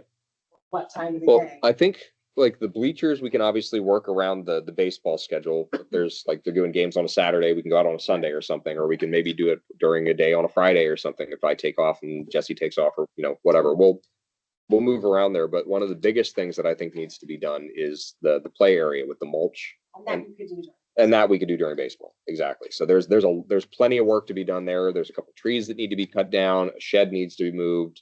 There's all sorts of stuff that can be done. Take your pick. one thing though, Peter, you gotta remember this, right? No offense to you. Yeah. You're going for another degree. You're building a house. You have children. Yeah. I work full time forever, 10, 11 hours a day. Yeah. We don't have all the time in the world either. we don't. Right? So, but we also have to look at maybe hiring more people to help out. If we can find people that are interested and willing to do it, then yeah, I would agree to you to that point. We have to make sure it fits in the budget. But this is one of the nice things to have Carl for is if we say, hey, Carl, we need your help with whatever. I would, and not to cut you off, I would relish taking a day off of work and a little bit of time away from the kids to mess around with a chainsaw or pour some concrete. So, but we need to get back to the basics. We need to budget for this. Yeah. We need to budget Yeah. for our recreation in our Agreed. town. Agreed. Yeah. So I haven't guess seen on it. When we build Jesse's the note, budget this year, build it in. right, We need to build it. on It can't be used as a flood. We gotta use it for that. Agreed. Yeah, Irene, go ahead. I apologize, it's a little hard for me to hear sometimes. On Jesse's note, would we be interested in hiring someone as road crew that would be willing to get a certification for playground equipment? It's in that study that we did, it's in the book, and I know it's on my desk, I can't remember exactly the organization. So that person would focus more on the recreation aspect of things, on the park maintenance aspect of things. And so it would be more of very much a part-time position, but the focus would be the park and maintaining the park. Is that something we'd want to consider? Don't have any objection to that. There's no money. But again, if it's part-time and it's out of the road crew, like we have, again, I have to look at the budget and see where we can Right. fit things in per se, but Right. And this we- is what we I'm saying, actually there's so always- many irons in the fire with Yeah. everything that we want to do. We really have to look at numbers, and Yeah. we have to, rely on Carl's assessments over, you know, his opinion over what we should prioritize, because I value his experience and his knowledge. He's got the training, and I think he could give us the best feedback and point us in the right direction, saying, hey, you know, you should get someone in here to do this. It would probably be 5 to 10 hours a week throughout the warmer months. Let's get this person in here. They're going to do this kind of training. I'll make sure that they're staying on top of it. And, you know, I think that would be a good idea. I think we But need a little again, less training and a little more doing. I need to see action in that park. I've seen no Right, action in but- that. Park. I moved here in Right, but you- 2013. right, but you need to have the right person to do it, because it's not just a matter of slapping paint on a piece of pipe. It's a matter of knowing what kind of paint, what things need to be maintenance. The certification program, I can't imagine is going to be all that difficult. And it's something that we need someone with knowledge, because I'm not going to put my kid in that park if it's an unsafe environment. You have to know what you're doing. It's not just about getting in there and doing it. In 2007, my Eagle Scout project was to redo the park for a development. Mhm. You want to look at the permits from Fleetwood Borough, they're there. And you have to go and you have to get the approved products and you got to install them the approved Right, way to code. right, Just like right. you're doing something on your own property. I don't need to rewrite the book here and train somebody to do that. Well, I think Right. you're maybe taking it a little farther. So let me just interject here. What Irene is proposing isn't a lack of doing. It's making sure that the person, if they don't come to the table with the knowledge, maybe they have the willingness to do it, making sure, and again, it can't be an overly long training course for that. I'd imagine it's maybe a couple of days. There's But- way more than that. Pretty that goes expensive, into it. actually. Yeah, we'll look at it. But either way, even if we just ignore that for a second, if we have somebody that is willing to do the research, that we'll call it training in the sense of looking up the right kind of things for permits or materials or whatever. We have somebody that has the right mindset and the willingness to do it. That's what she's saying, is we need to have somebody that comes in and does Yes. it rather than just coming in half-cocked and just painting stuff. Well, Or, you know, that's correct, yeah. right? I want to put a new I want to put a new swing set in the park. Yeah. Right? I find a approved swing set for a public park. I come to the township, I pull a permit, right? And say, will you guys approve this permit to be put in your park? And it gets done like a building thing. Yes, Why do I need to send that's someone what to I'm school for saying, that? Jesse. Well- That's what I'm saying. You guys are approaching the same thing from just two opposite sides. Irene is saying if there is a knowledge gap, we train them. That's all she's saying. Okay, let's Yeah, do that. yeah. I want to see stuff done. Yeah. It has not been 2013. Yeah, again, How many years is that? Jesse, It's over 10 years. I'm not arguing with you on Right. that one. I'm just saying, How long You're- do you argue? How long do you have the same But- thing on this agenda? well, then let's if you have something that you want to do. let's do Jesse, it. wait, to Yeah. that point, Jesse, I can say a lot of things are on that agenda because we are picking up problems that have been existing for a long time. And because there was the knowledge gap, because there was the lack of understanding, and we've been dealt this card that we now have to fix. We are literally treading water, issue after issue after issue. We have taken the steps to gain the knowledge. We have taken the steps to pursue the answer. It still takes some time, but it has to be done correctly and methodically so that the ball doesn't get dropped again. This is where we're at right now. We're That's why not you saying follow not the doing, process. we You don't have need to, to rewrite it. We're not Right. talking about rewriting the we're process. not, but we have to make sure that we do it correctly because we're picking up pieces of things that weren't done correctly, and now we have the fallout. So I mean, I could beat this dead horse all day, right? But for, yeah, I would say the first 7 years, the township needed to focus on fighting cage. So they couldn't focus on That- putting more money into my park. that's not even remotely. There was a lot of money spent on that. That was largely by insurance because we have insurance for council. So a lot of time was roped up into that. But the statement that is really kind of patently false. So let's not get into the argument of that. But the bottom line is, I like the park. I've got small children. They like it. If we want to do something with the park, and I'm in favor of doing good stuff for the park, we need to just put together an actionable plan. So in your side of things, if that's, hey, I've noticed some signs are jagged, we'll replace the signs, bring it to the table. Or the bleachers, like I brought up before, now that the weather has turned, we're going to concrete them down. Or the Dymatex that we buy annually for the Little League. There's little stuff like that. trying to orchestrate a cleanup day with the MTCA or prepping the grant submission for the MTCA. It's all little stuff that if it finds traction, it's a big change. But in the case of like some of the grants, if it doesn't find traction, there's no noticeable difference. Who has seen the movie Groundhog Day? I think everybody has seen Groundhog Day. It's been Groundhog Day since I moved in here in 2013. Okay, so let's do something about it. Let's do something, not yesterday, Yeah. not tomorrow. Let's do it now, Okay, right? yeah, write up a list of what you want to do, Jesse. Like, yeah, We need the money. We need the time. I can't allocate money unless I know what the plan is, Jesse. That's cart before horse. Like, I don't, yeah. List of everything that needs to be done at the playground. No, I don't think anybody has an exhaustive list of everything that I'm needs to be gonna go done. with the list. Yeah. Yeah. Yeah. Yeah, so, But like, Is when Carl, Dave- is Carl at the meeting this evening? why can't you just, Yeah, I'm here to check with you. like, the first Saturday of every month, this is the date. that's, I mean, we can try doing that, but that's gonna be a tough commitment to get people to show up every Saturday or every like first Saturday of Saturday the of month. each month. Yeah, You know, I mean, or we can second try it, Saturday of each but month, or something like that. again, it's gonna be difficult to get volunteers and, Right. yeah. So I guess, Peter, going along with what you were saying, if we Yeah. could have Carl give us an assessment over the items that needs to be addressed at the park, knowing that that list will change. If Carl can get us some ballpark numbers on some of the concepts. Also, if we could look at the certification programs that I have mentioned before, that I know is in the book that's on my desk. We could find out how long that training is. We can see, okay, let's say, for example, we understand what we're doing. We may need someone for 5 to 10 hours a week. Dan, Fred, could you, And we could go, this is what we're interested in someone doing, having that person spearhead those projects, and we can move forward.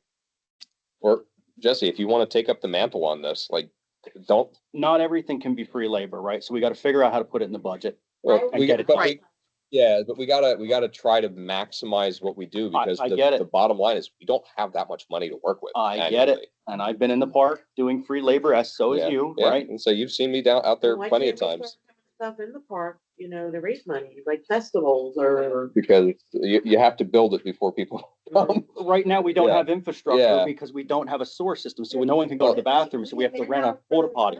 Yeah, as I say, we need, any event that you do, there's it's a labor of love and a lot of effort, which I'm sure the MTCA can attest to. The car show works because we have done the heavy lifting multiple years before, and we've kind of gotten this down to a science. But there's still a lot that goes in terms of lining up vendors, getting the road closure stuff in place, making sure you have the right volunteers or enough volunteers.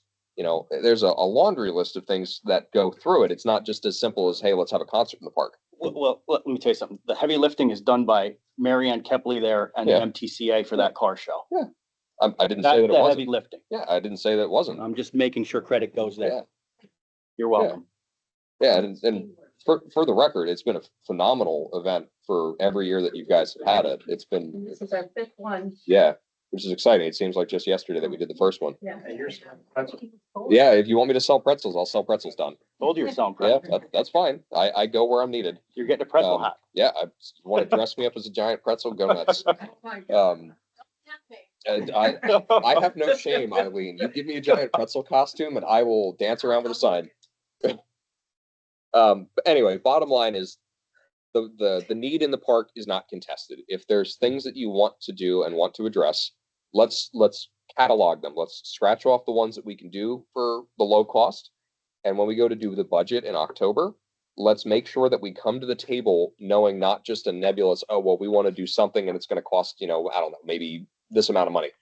Let's come armed with, okay, we want to do X, Y, and Z, and we're figuring it's probably going to be 5,000 for this, 5,000 for this, and 5,000 for this. Let's do our regular maintenance in it like our mulch, but then let's focus on one big thing a year and let's get it done. Yeah.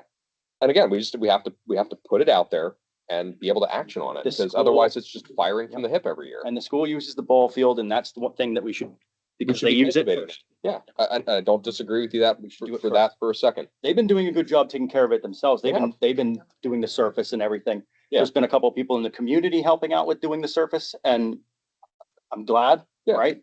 But I'm saying we need to get the bleachers fixed. We Yeah. should do something with the snack hut. Yeah. Make it look nice. Yeah, again, There is no flowers or anything in it. It's just grass. I mean, I mean, you wanna, yeah, if you wanna put flowers in, we can, one of the things. Safety issues you want to deal with before you do flowers. Yeah. Exactly. That's right. It's Yeah. everything. So like I There's a lot of said, safety issues. in there. make the list. I'll be happy to contribute things. I'm sure Kelly, like if we ask you guys to line off some things that you think are high priority or even low priority, give it to us and let's start putting it out there and saying, okay, June, we're doing this. July, we're doing this. Going into next year, we're going to try to budget for this and this. Like you can't, and again, to your point, some of the things get hashed because there's a certain intangibility for some of the things. And the only way you get it done, and you live this every day of your life where you work, is you have to have a plan and a process in order to execute. You have to have it scheduled out. That's to me, that's part of the plan. Like if you don't have timelines on a plan, it's not a measurable plan. So with that said, are we okay with moving one item forward? Is we're looking at a request from the MTCA to get some signs about dogs being required to be on leash per our ordinance. Be put up in the park. Why can't we just put it up? Yes. Well, no, what I'm saying is they've given us the ask to do that. Well, yeah, if we want to, we should do that. I agree. Yeah. But I'm just saying that that's the request that we have before us. So, Carl, what I would ask for you is to get us a couple of quotes from like MSI or whoever else for, all dogs must be leashed, little icon of a, guy walking a dog or something like that, and our ordinance number, probably like 4. That way, next month we can give Carl, once we know how much it's going to be, we can give him the thumbs up on that. He can get them, he can put them up, bing, bang, boom. There might even be some signs we can put up temporarily in this thing. There's tons of signs. Yeah. But I don't think we won't have our ordinance number on it. Well, I don't even think we have any, like, if we're gonna buy signs, let's buy the actual signs rather than buying like a seems, yeah, it Well, seems we have, silly I to, think we have some temporary. Do What we? I'm saying. There's signs all over in there. but I mean, like, I don't think we have Some any are like vintage. curb your dog. I know we have some pretty old signs too. There's no Yeah, curb your dog no, sign. like of the signs, it's been a while since I dug through the inventory, but like, I don't think we have anything like that. Yeah. The only thing I'd request is make it say animals must be leashed. I know it's rare, but some people walk their cats. Yeah, or you could have like a goat, somebody walking a goat or something, and that doesn't surprise me. Yes. But Yes. Technically, with the amount of stray cats around here, it's Yeah. ridiculous too. yeah, well, that's a whole other complicated thing, and we could talk endlessly on that. So for the effort of time, because it's already 8:30, moving forward, Kelly. The memorials. Yeah, that's on That's that's on on the here. agenda. Oh, okay. Yeah. Future planning, we've already talked about. We're trying to focus on, beautification, efficiency, capability. One of the big things that we're going to focus on specifically around that is the park. That falls into a lot of the categories in terms of beautification, efficiency, making the things that we do better, or do that we currently do better, as well as capabilities, adding new capabilities. So, as always, if you think of something like, oh, hey, maybe we want to try doing the walking trail in the park for part of the plan that was drafted by the MTCA, maybe we try to budget that in, and that's a capability thing, or trying to figure out bike lanes or something like that. Like if you think of it, add it in there, and then we can try and figure out cost and timing.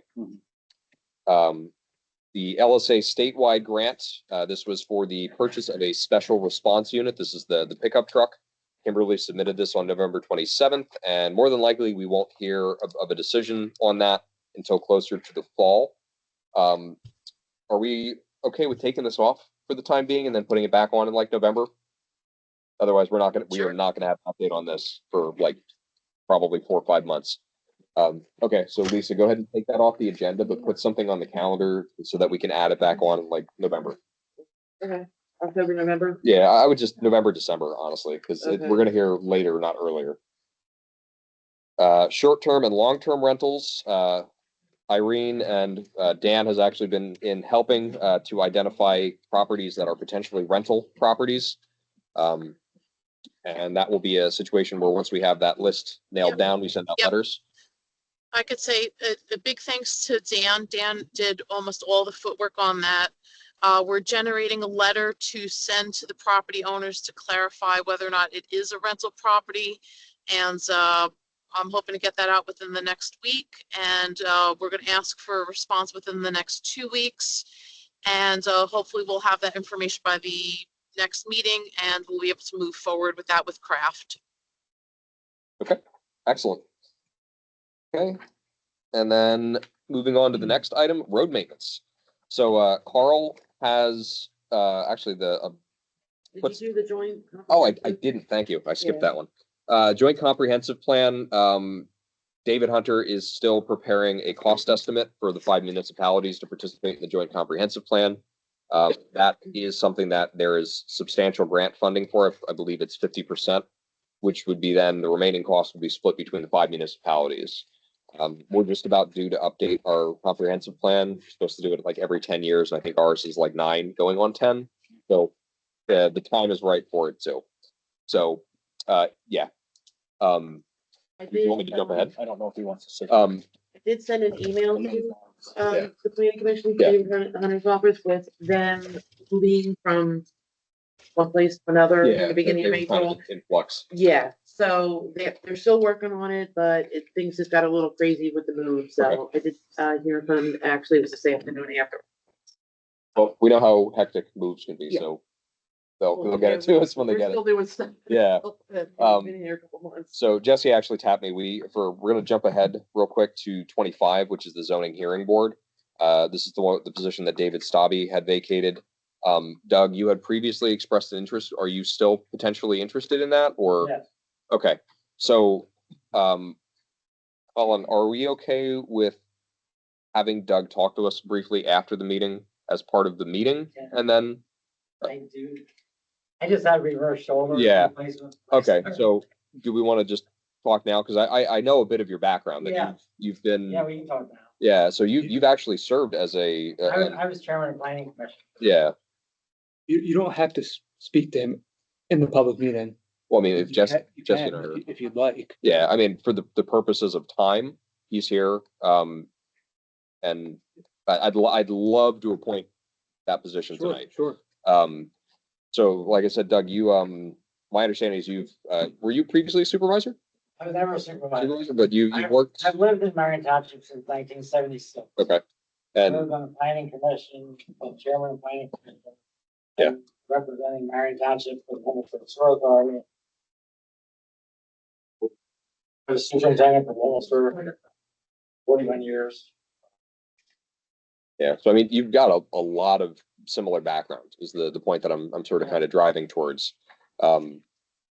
And quite honestly, I can't think of anybody else that would be more qualified for that sort of position. So if you're willing to do it, Jesse, are you kind of like mind? And Irene, are you of like mind that Doug's a good fit for this? Yes. I know his background, yes. So, Doug, as long as you're willing to do it, I will make the motion to appoint Doug Hoover as the zoning hearing board appointee. And I'll second it. Thank you. Yep, thank Motion you. made by Peter, second by Jackie, roll call, Peter, Aye. Irene. Aye. Okay, motion carried. Thank you, Doug, and feel free to leave it. So I- Yeah. Yeah. So Doug, just for the record, Yeah. I want to take under advisement whether you have to resign as a member of the Oh. authority. If that's the case, I don't want to do that. Yeah. I'm the secretary for the sewer authority. The planning code says that you can't be an elected or appointed official elsewhere in the municipality. So Well, it's not within the municipality. Well, right, so I don't think you're prohibited from still serving on that authority board. But I do just wanna ponder it If that's, for a few days. that's the Yeah. rule. I'll I stay mean, with again, it. I'm inclined to say there is no conflict, but I wanna chew on it Yeah. for a little while. Okay, well, noted. Thank you for bringing Thank that you, up. Colin. Colin. Okay, jumping back to item number 9, road maintenance. This is something that Carl is working on alongside of the plans for this year, which is actually item number 15. this will be getting us onto the cyclical pattern of getting roads more maintained rather than having to scurry around and fix a whole bunch of stuff, hopefully in the next 5 years is the goal. The GIS system, item number 10, they've already started the setup for this. There are, and Troy, keep me honest, there's 4 maps that have been built for that, and GIS data has started getting loaded in by SDE and by Carl. So You gotta get the software. Yeah, we I got the thought- software. okay, did they not install it yet? We have to get it.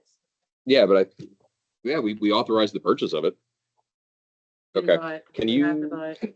So you have 2 options. Yeah, You can go straight to the software provider, Yeah. buy it yourself, yeah, and then you'll have direct link for support. okay, The cost is what we Was- quoted you. the yeah. $700, yeah, If you go direct through them, they may give you a municipality discount, but they Okay. won't give SDE. okay, If SDE does the purchase, and we're happy to do that. Yeah. Then the support will end up going through us, and you'll just have to, So- it'll just be an added step. tell you what, can you give me the contact information? I will call them next week and I'll take care of it. He sent it to me. so I Okay, can well, as long send as it- if somebody yeah, I has it, can give it send to it me. you. I will take care of that if that hasn't been done yet, but Yeah. we've started building stuff, but we don't have the software installed on our PCs yet, apparently. So, Correct. I will need to work with, Solve IT too, since, Yeah, I was I don't, gonna say, yeah. I don't have the we- ability anymore to install stuff. Yeah, That's okay. yep, I'm not even gonna touch that one, but, I'll take care of getting it purchased. So anyway, I'll get the TP. yeah, thank you. Sheridan Road South, the drainage and paving improvements, that was completed on March 20th. Did we get a final release letter from H&K? I didn't see it. Troy, did we get a final release letter from They're supposed HK? to Restrike that and fix a couple spots. Yeah, I think they're still Um, fixing a couple of things, aren't they? Well, they did the shoulder. Did they do the paving? They paved the road, but then there was an edge issue. It was busting out and we were going to fix that. They did the shoulder, but did their. Right, did they do that, the punch list item?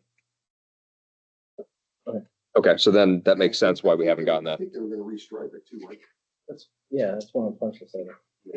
Okay. Carl, can you call them either tomorrow or Monday and find out what their timeline is for that? So I know they did like they said, they did the shoulder paving, but if there's remaining items that they need to do, we need to see what their plan and timeframe is for that.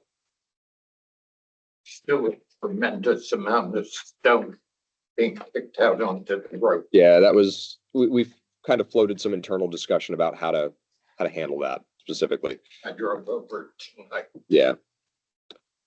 He's off tomorrow, so it'll be Monday. Well, it would, yeah, I'm sorry, I forgot Friday, but yeah, Monday. Yeah. Okay, the extension of the stormwater pipe along Marion Drive, now that the weather has turned, Allgaier Enterprises will be doing the paving on that. That has not been done yet. Items 13 and 14 around Wait, Ballinger Road.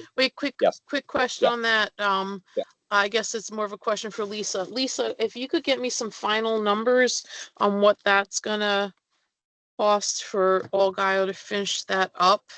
I just Well, need to know that's- that just for That's included in the original price. Just to say, That's the the original price. 76,000. We paid out a portion.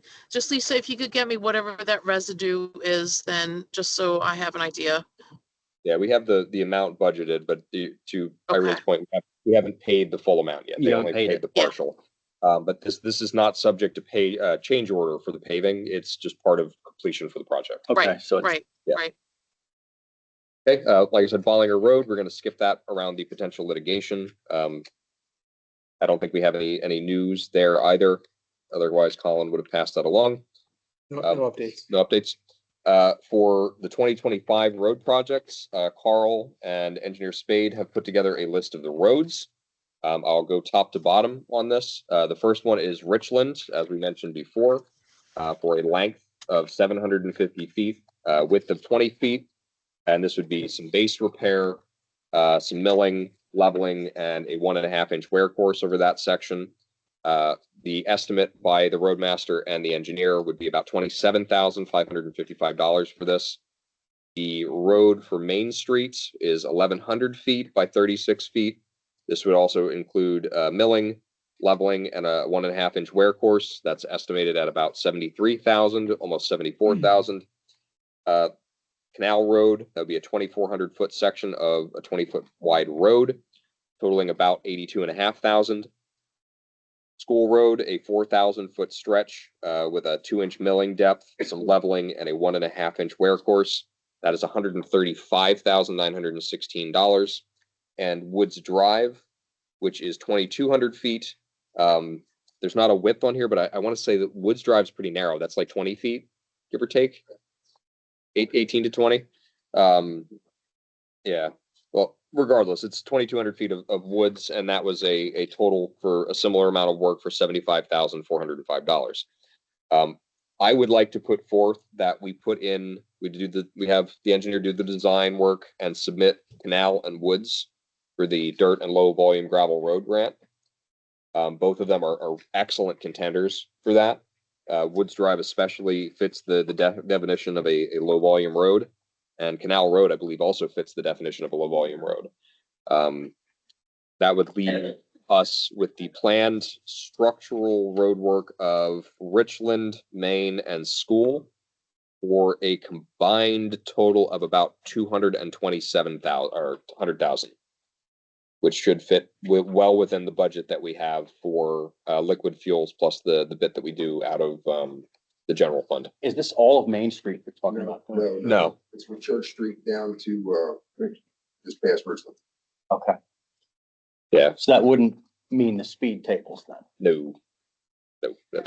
No, we haven't even fully. Yeah, we kind of nixed the speed tables, I thought last meeting. Yeah. Because of the condition of Main Street? Yeah. And that would be something that if we maybe take some other remedial steps, like Troy had suggested, maybe like statues or, the little like cut out like children play signs or whatever, maybe to try to stop the speeding. But we could potentially put in speed tables or a speed table on that better section of road now that it's been repaired.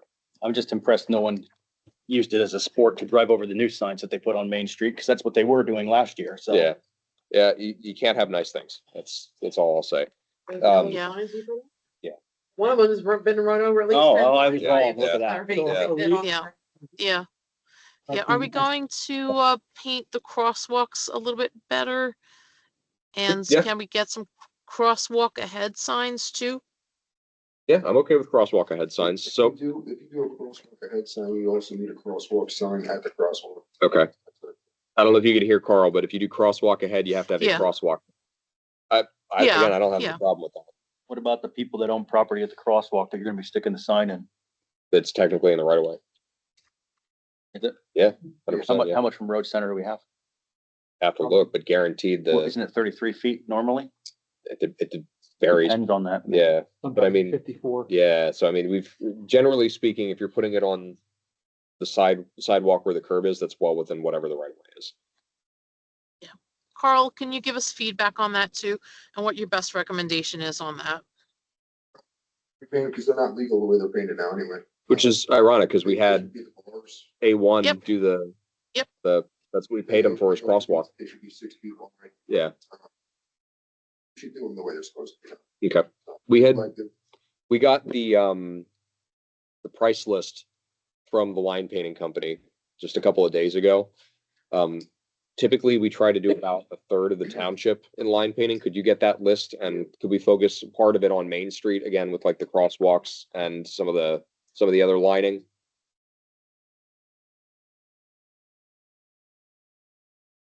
And then we'll get that over to them. That way we can get that scheduled hopefully quickly, but we want to make sure that we schedule that, especially on Main Street.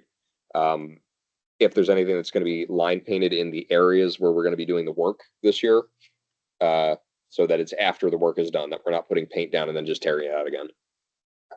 Yeah.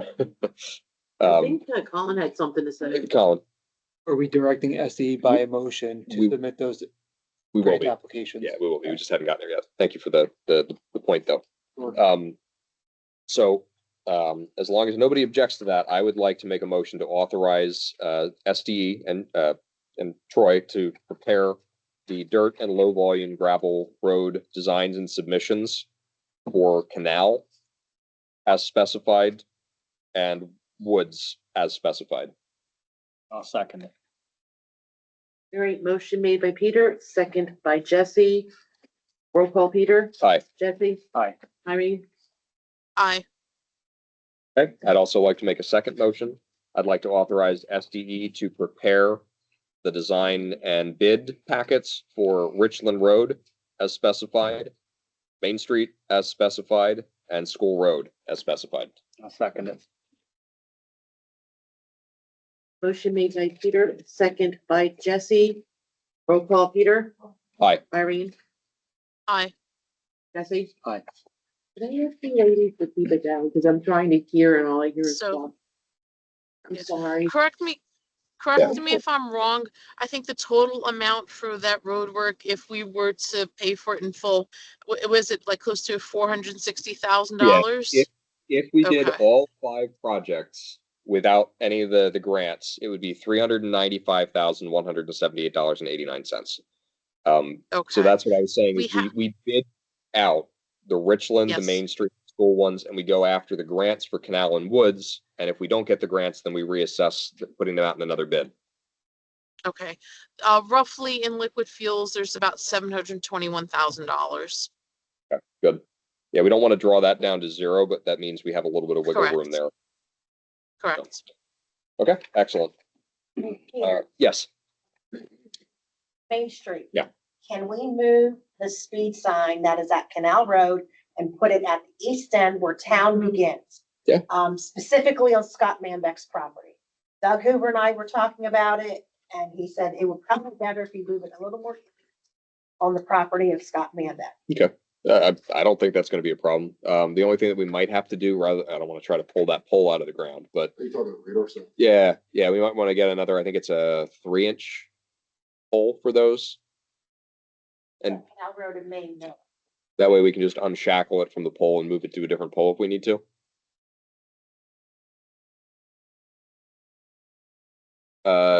Going east Doug Hoover. towards, like Wilmsdorf, if we go down Main Street.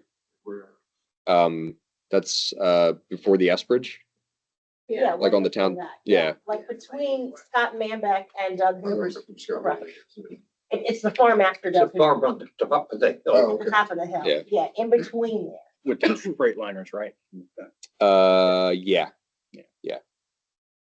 Yeah, so we can look at placement on that, but we had originally put that there kind of on the premise that as people were coming into town, they would be picked up on that. But I think Yeah. the laptop went for that one. Yeah. And the speed was much slower yeah, than the other.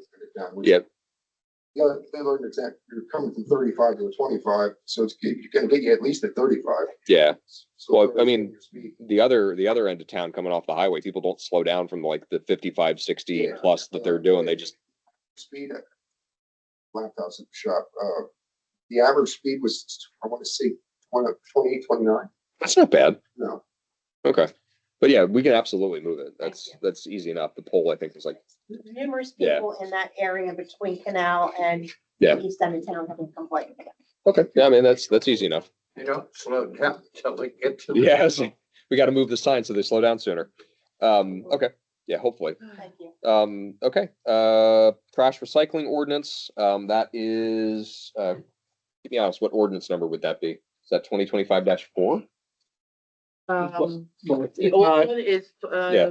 is 2007-1. No, I'm saying The that, new one? yeah. Would be 2025-1. -1? Oh, we had another resolution. This is. Or an ordinance, I'm sorry, okay, never mind. Okay, Colin, this is just the draft, I know, but I was just trying to keep a kind of a gauge of what we were up to number-wise. So I read through this. I don't have any objections to this. I think this kind of plugs the necessary gap that was there around commercial properties not being expressly required to recycle. If there's anything you want to add as color commentary on that, Colin, that was really kind of the gist of it. Not too much. The proposed ordinance is essentially a facelift and an update to the existing Yeah. trash and recycling ordinance. The intent of the last ordinance was to require any residential property with 4 units or less to mandatorily participate in the township collection for which we contract, Mm. right? And then all other properties, 5 residential units and above, commercial uses, ag uses, industrial uses, would need to contract for their own trash and recycling services. This ordinance just puts that in clearer, plainer language. One of the things that it does as a result is essentially removes what the township has called a dumpster permit, and instead simply requires any non-residential property owner to provide proof of their contracts to the township. Yeah, dumpster or otherwise. Right, right. What about, Dumpster exemption. Yeah, so was that, Well, through the dumpster. yeah, through the dumpster exemption, Exemption yes, but form. the kind of what we're fixing here is it never really specifically said if you weren't getting a dumpster exemption that you actually had to do it if you were over 5 properties, so. It's condensing the Yeah. administrative process by saying we're not issuing, or you're not, township residents aren't filling out dumpster exemption forms, just bring us the proof That that you have trash and trash recycling Yeah. service. And you've complied.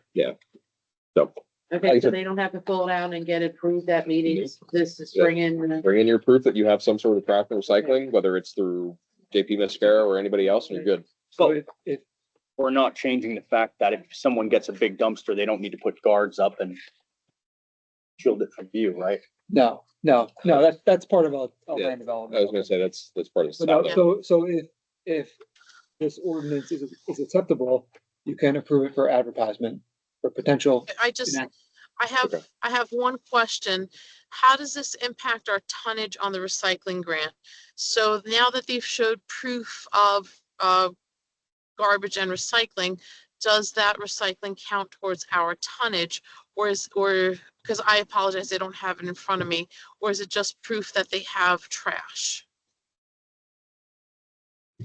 I don't think we get reports from the private I don't know how to company. answer. I'm Okay, sure how to answer. Yeah, that I think, question. Irene, the only way that we would get that consolidated is if we had this so that they were forced to have recycling through the township contract. gotcha. Okay, no problem. I did get reports Thank you. from a lot of haulers when I was doing it with Jane. Like other haulers? Yeah, we were putting a whole Okay. bunch of stuff together. That, I mean, that might be, we can look, but Only concern was the businesses that supposedly did not have recycling that. So the state law requires certain municipalities based upon factors to impose a requirement for the residents, property owners to recycle. That's not Marion Township, but we can and have been doing it regardless. Yeah. So I think, So I think the answer is no impact. yeah,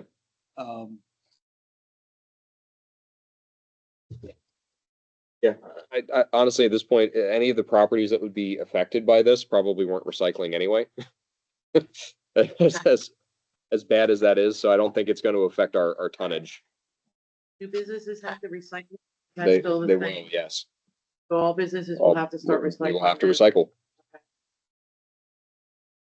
So, again, like I said, I read through it. Which was the case anyway. Yeah, but it wasn't necessarily specifically like. Actually, I think the recycling bit of it was spelled out, but the trash bit of it was kind of nebulous. Again, the intent was always to require Yeah. any property owner who wasn't, or didn't have a 4-unit or less. Yeah. Residential dwelling unit to provide trash and recycling services and Yeah. give proof it to the township. Yeah. This just memorializes that intent. Okay, so I did read it yeah, and Any I didn't objections? have a problem with it. okay. So, So in that case, Let I'll me make, know, right? I'll make a motion to authorize, Kozlov Stout to advertise the prepared, trash and recycling ordinance. So that we can, hopefully adopt it in the near future. yeah, I'll second it. So Jesse second. Second, okay. Motion made by Peter, second by Jesse, roll call Peter. Aye. Irene, Aye. Jesse, The saldo, this was largely triggered by some need to update roadway specs and a 5-year roadway moratorium. Some of the concepts of restrictive requirements will need to be presented and discussed. Troy sent that over, and I believe it's like 87 or 97 pages, which is why we don't necessarily have it in front of us. So Troy, if there's anything, More than that. if you wanna talk on that, otherwise that will be a bit of homework that the supervisors have to do, is to read through that and come armed with questions to the next meeting. Yeah, that's kind of what I wanted to do, is kind of set the table, let you see the buffet, load up your plates, and then take, right? Okay. So, but I wanted to go through what I have provided you, and it's probably closer to 300 pages. Oh, geez. But the PDFs that I've sent to you are already highlighted. Okay. So you'll see that my sets are tabbed, and where I have tabs, I have highlights in the PDFs. Okay. So I'd like to just kind of go through a little bit of that. Please. To highlight what I was looking for. I wanted to make Carl's life easier in the future by making the building standards, the design and construction standards a lot better. So one of the things, if you, I don't know if you're going to open them on the computer. You don't have to. Oh, I will. I'll read it. I'll read mine later on the computer. If you have a paper copy, I'll take it, but I'll probably do most of my reading. I can probably scan these, but don't worry about it. Okay. So, It's all in an email. I can get it Yeah, down to you correct. guys. So for instance, Lower Heidelberg is one of the sample locations. They have a construction and maintenance by township, and they mentioned that upon failure of any owner or owners to comply with provisions of the chapter to complete fully such construction repairs within 90 days, then the township will do it and charge a certain amount. Okay. So that way, you're not having to, continually go after residents for not keeping their stuff updated. This also talks about the grass strip between the curb and sidewalk shall not be less than 4 feet. Property owners shall be responsible. So it definitively defines that, where it may not be in your current ordinance, your zoning. There are street dimensions in each and every one of these. Take a look at those. The dimensions are, laid out. You have dimensions that you've been using, but as far as pavement sections, I'll highlight one in one of the others. So Lower Heidelberg kind of splits theirs up. They have their saldo, and then they have, actually, this is their saldo, and then this is their street design criteria. So that's why you'll have two attachments for Lower Heidelberg. Okay. So, but when you get into it, if you look at the general standards for streets, you'll have to, everything refers to chapter 25. That's why you have the other section. Okay. The other thing I wanted to bring up is about driveways and where driveways intersect. So like clear sight triangle, defines what distance they want, like 25 feet from the driveway to, if it's a residential driveway, 25 feet shall be provided clear, or 30 feet or 40 feet, depending on what the speed of the road is. And then it defines, anything above 30 inches, anything below 10 feet has to be clear in that sight triangle distance. So, I also used Warwick Township. As a sample. They have a provision in theirs for mobile homes and mobile home parks. So if you want to take a look at that, they also have information about easements. And every one of them has easements, but some of them define the easements differently as far as widths. One of them has sanitary sewer as like 30 feet wide, and all others is 20 feet wide. I'm not exactly sure why they had it like that, but it'd be something to, engage with Carl and find out what he would need for future, because this is going to be for all future roads and or as you're, kind of running into problems. If you have to put in a new pipeline in an existing road, you're going to ask for those easements. Okay. So that's Warwick Township. Lower Paxton, Dauphin County out near Harrisburg. Wanted to use that because it's a little bit more populated. And they have a provision in there for floodplains. So standard floodplain design. You don't have a lot of floodplains. Actually, that's one of the GIS maps that is brought up. But in the case of development near those floodplains, you may want to have some design criteria, or at least build in some sort of freeboard requirements that people don't build down in there. And that goes for mobile home parks as well. Okay. They have like intersections as far as like a level where you have roads, two roads intersecting, they'll have like a leveling area. So a certain distance before, they can't exceed 4% or 5%. And that for sight distance, that's for safety reasons. Okay. There's also curve radius on curbs at intersections. You don't have a lot of curbs, but where you do have new developments, especially along 422, you may want to think about what type of radius you want on those curbs. If you have too tight of a radius, people tend to hit them as they're trying to turn in. Yeah. If you have wide of a radius, it allows a lot of trucks to get in, and it also wastes a lot of space. But Yeah. there are some recommendations as far as some of the curve radius on those. And then the last one that I use as a sample is South Manheim Township. And they also have requirements on driveways. They talk about the distance from intersections and corner lots. They talk about no driveway shall be located or designed constructed to create drainage problems, which was something different that I didn't see in the other municipalities.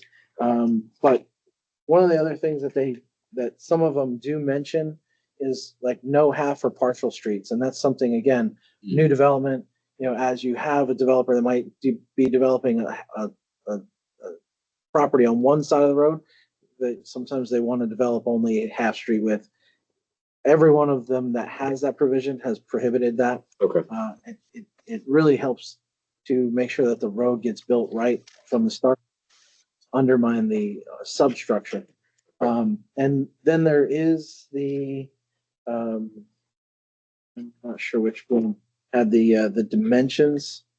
Well, they all had, like I said, the pavement thicknesses and stuff. But one of them had really beefy sections. I want to say it was Lower Paxton, and they had like 6 inches of base, 3.5 or 5.5 inches of a base course, and then there was a binder course, and then there was a wearing course. So they had anywhere between 6 inches of base and then 7 inches of asphalt to 9 inches of asphalt. So you may want to look at something like that, because you were talking about your truck traffic, your trash trucks and whatnot. That's going to be one of your heavier loads. Fire engines, also a heavier load. A lot of the farm equipment, heavier loads. So even though you don't think you have a lot of volume, you have a lot of load. Heavy volume. So you may want to look at a beefier section so that when the roads get built or rebuilt, that they get done with a section that's going to stand up over time. Okay. That way you don't have roads that deteriorate the way they have. Because one of the problems that you're chasing right now is that problem. It's the road sections, the road structures are just they're not meant for what they can't put up with the abuse. Right. Yeah. I just saw a big rig towing another big rig down Main Street today. Pretty sure that Main Street is nowhere near thick enough for that. 'Cause well, when I went out with Carl, we looked What is it, about 3 inches? yeah, if that. If that. Yeah. But my working understanding of this from picking up some of the pieces and talking to other people that have done road related stuff in the past, like I think most of our roads probably lack base. Like they were put down in like the 50s. A lot of places. Yeah. Yeah. Yesterday, I was. But. Just dirt. Yeah. Yeah. My historical understanding of this is Deep and then dirt. there were grants in like the 50s to do a whole bunch of road paving, and what ultimately happened was asphalt got slapped over dirt roads to be able to take use of the grants, and stuff has just been piled on ever since. So we're unfortunately chasing after a decades-long problem of a lot of our roads have just been a ball of Band-Aids. So Putting proper design standards in the hopefully prevents that. Yeah. Prevent that for future. Yeah. You don't want to run into that again. Yeah. We'll just continue chasing our tail. Yeah. It's going to take time, but eventually we'll catch our tail. You have the samples there. Yeah.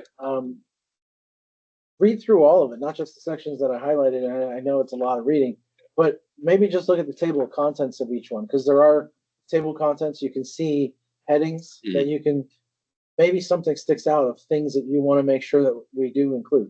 Okay. Some of the things that are in saldos for other agencies will not pertain to here. Yeah. And that's okay. But there are things that do. Matter of fact, one of the those actually includes speed bumps, but they include it, if you read it closely, it looks like it's more for on-site speed bumps, but it is like entrance from public streets.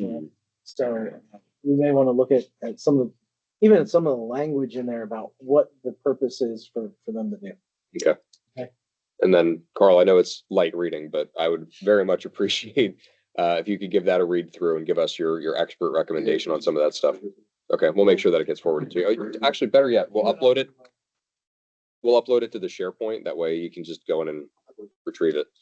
Yeah, when you have a chance to kind of get into it a little bit, then give me a call. Okay. We're okay to move on. The next item is Blue Spruce. The update on that is they started installing drainage facilities on March 13th. I believe once they are through that, they have to work with the engineer on closing out some of the things on that. But we don't have any other additional updates on that other than they have started some work. There's no updates on 85 Main Street for Twilight Acres. And similarly, there is no update on Alden on 6th to that the proposed development at this time. Equipment repair. Thankfully, Carl has not had to repair anything this past month, so there's nothing on that for the agenda. Did we get the truck welded? No, the welder's out. Still hurt. Yeah. So it's on the list of things to do, but thankfully we're out of the snow plowing season, so we can at least kind of let it sit for a bit. We're still actively going through the process of cataloging. We're going to have barcodes assigned to township property, as well as just asset stickers. Where were we with that? That's a good question. John, do you have an update on the like barcoding? No? Okay. Well, I thought John was doing it. Okay, so what I'll do. I had the property sticker. Well, that's okay. Yeah, so once we have the property stickers on, I can start generating like. Okay, so blank slate then for me. Okay, so I'll start creating barcodes that we can sticker on things. But we do want to start as you're stickering stuff, John. Can you take note of like serial numbers, VINs, things like that, and we'll start putting it into a spreadsheet to keep track of what's what. Yeah, I already have all that. Okay, perfect. So if you have that sheet, send it my way. I'll put it up on the SharePoint site. That way everybody can see it. And I'll start popping barcodes into some of the cells for things to track. And then it's just as simple as getting a sticker made. 22. Yeah, we are on 22. Yeah, now we're on to 23. Yeah, on to 23. Trash dumping. I have a couple of quotes. There was some sales going on that I'm hoping I can see if I can get a cheaper cost on some of the trail cam cameras. But we are looking at getting some of those for Main Street and Canal where people have been habitually dumping some stuff. So I'll send you guys those emails. I'll probably have some time to get that finalized this weekend. Road crew, the number 24. There's no additional equipment needed at this time. We kind of moved 25 up. Doug should be able to do that. Yep. Zoom, this is the second month that we've done the dual run on Zoom. So my recommendation is we kind of pull the trigger fully and go pure Teams and cancel Zoom. The audio was better. Yeah. I could hear people in the audience as I was driving in. Yeah. Like I use Teams all day, every day for work. And I got to say between Zoom, WebEx, Teams, Blue Jean was whatever, like Teams really is the best platform. So,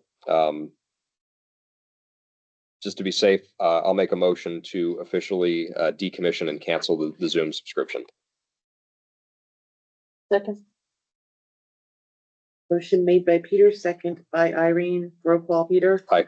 Irene. Aye. Jesse. Aye. Okay, excellent. Then we'll do just Teams from now on. 27 is snow emergency. This is something that we'll have to assess the legal aspects of using the church parking lot there and approaching the owner of the church. Well, it's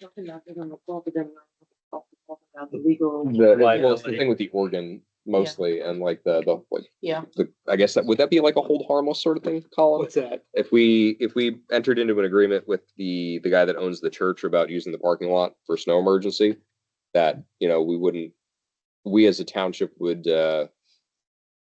assume some semblance of liability for, when people are parking there during a snow emergency.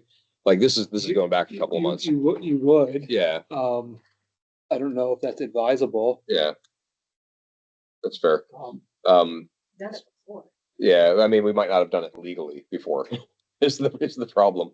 Okay, so let's do this. Lisa, if I could have you contact the gentleman that owns Okay. the church sound studio thing, ask him if he would still be willing to potentially do that. Mhm. If the answer is yes, then we'll take it back to Colin to assess. here's what I'll say. Yeah. We have a lot of elderly Yeah. residents in this community, and it only takes one person to One slip slip and fall and, break their hip or even worse. Yeah. Could the same be said for if that happened on one of the streets? Yes, but property owners have an obligation to maintain their sidewalks. We Yeah. plow and salt the roads, Yeah. so the liability is less. Sure. We have an obligation to make sure that that Yeah. is plowed and And salted salted. properly too. And then if there's damage as a result of the plowing and as a result of this salting, and it's just never ending. Yeah. So, Yeah, but here's my concern, right? We funnel all these vehicles into a parking lot, then the snowstorm occurs and it can't be plowed. So what's the solution? And then people that have 40 cars in the lot, clean them off. Now there's more snow there. And they walk through it and try to pull out, to clean the lot. Especially if it's a small lot, which I assume it is. It's not an overly large lot. Whatever happened, Maybe a handful of cars. whatever happened to the idea of, The one side of the street. Yeah. Yeah, I was gonna say actually just that. about to bring that up. I think alternate side of the street parking could work. Yeah. Even if you have to walk down the street a little bit, that's a good option. Yeah. Yeah, I think that's probably our best bet. So, let's do this. Go ahead and scratch talking to the guy with the church. Okay. But what we'll do is we'll figure out what has to be done to do that for snow emergency, to be able to say like one side of the street or the other. Or we do like one side one day and one side the next day or something like that. We got to figure out the dynamics, the mechanism for doing that. But I agree with you kind of off the cuff on that's probably the best option and presents the least amount of legal risk. there is a lot more cars on Main Street than there was in previous years, though. Yeah. That's the only Right. thing. Yeah. Yeah, but you could still move to the other side of the street, even if you have to walk down the road a little I bit. mean, if you live on Main Street, there's sometimes I walk outside and both rows are filled. Yeah. But I grew up in New York City, and in New York City, they do. And There's a in lot New York City, a lot of people have, 4 people have one car Yeah. because they know they live in New York City. Well, no, I grew up in like Right. downtown Reading. Like the streets are packed, but if snow emergency, people find places to go. Sometimes that find meant places walking to like go. 4 or 5 blocks, but Right.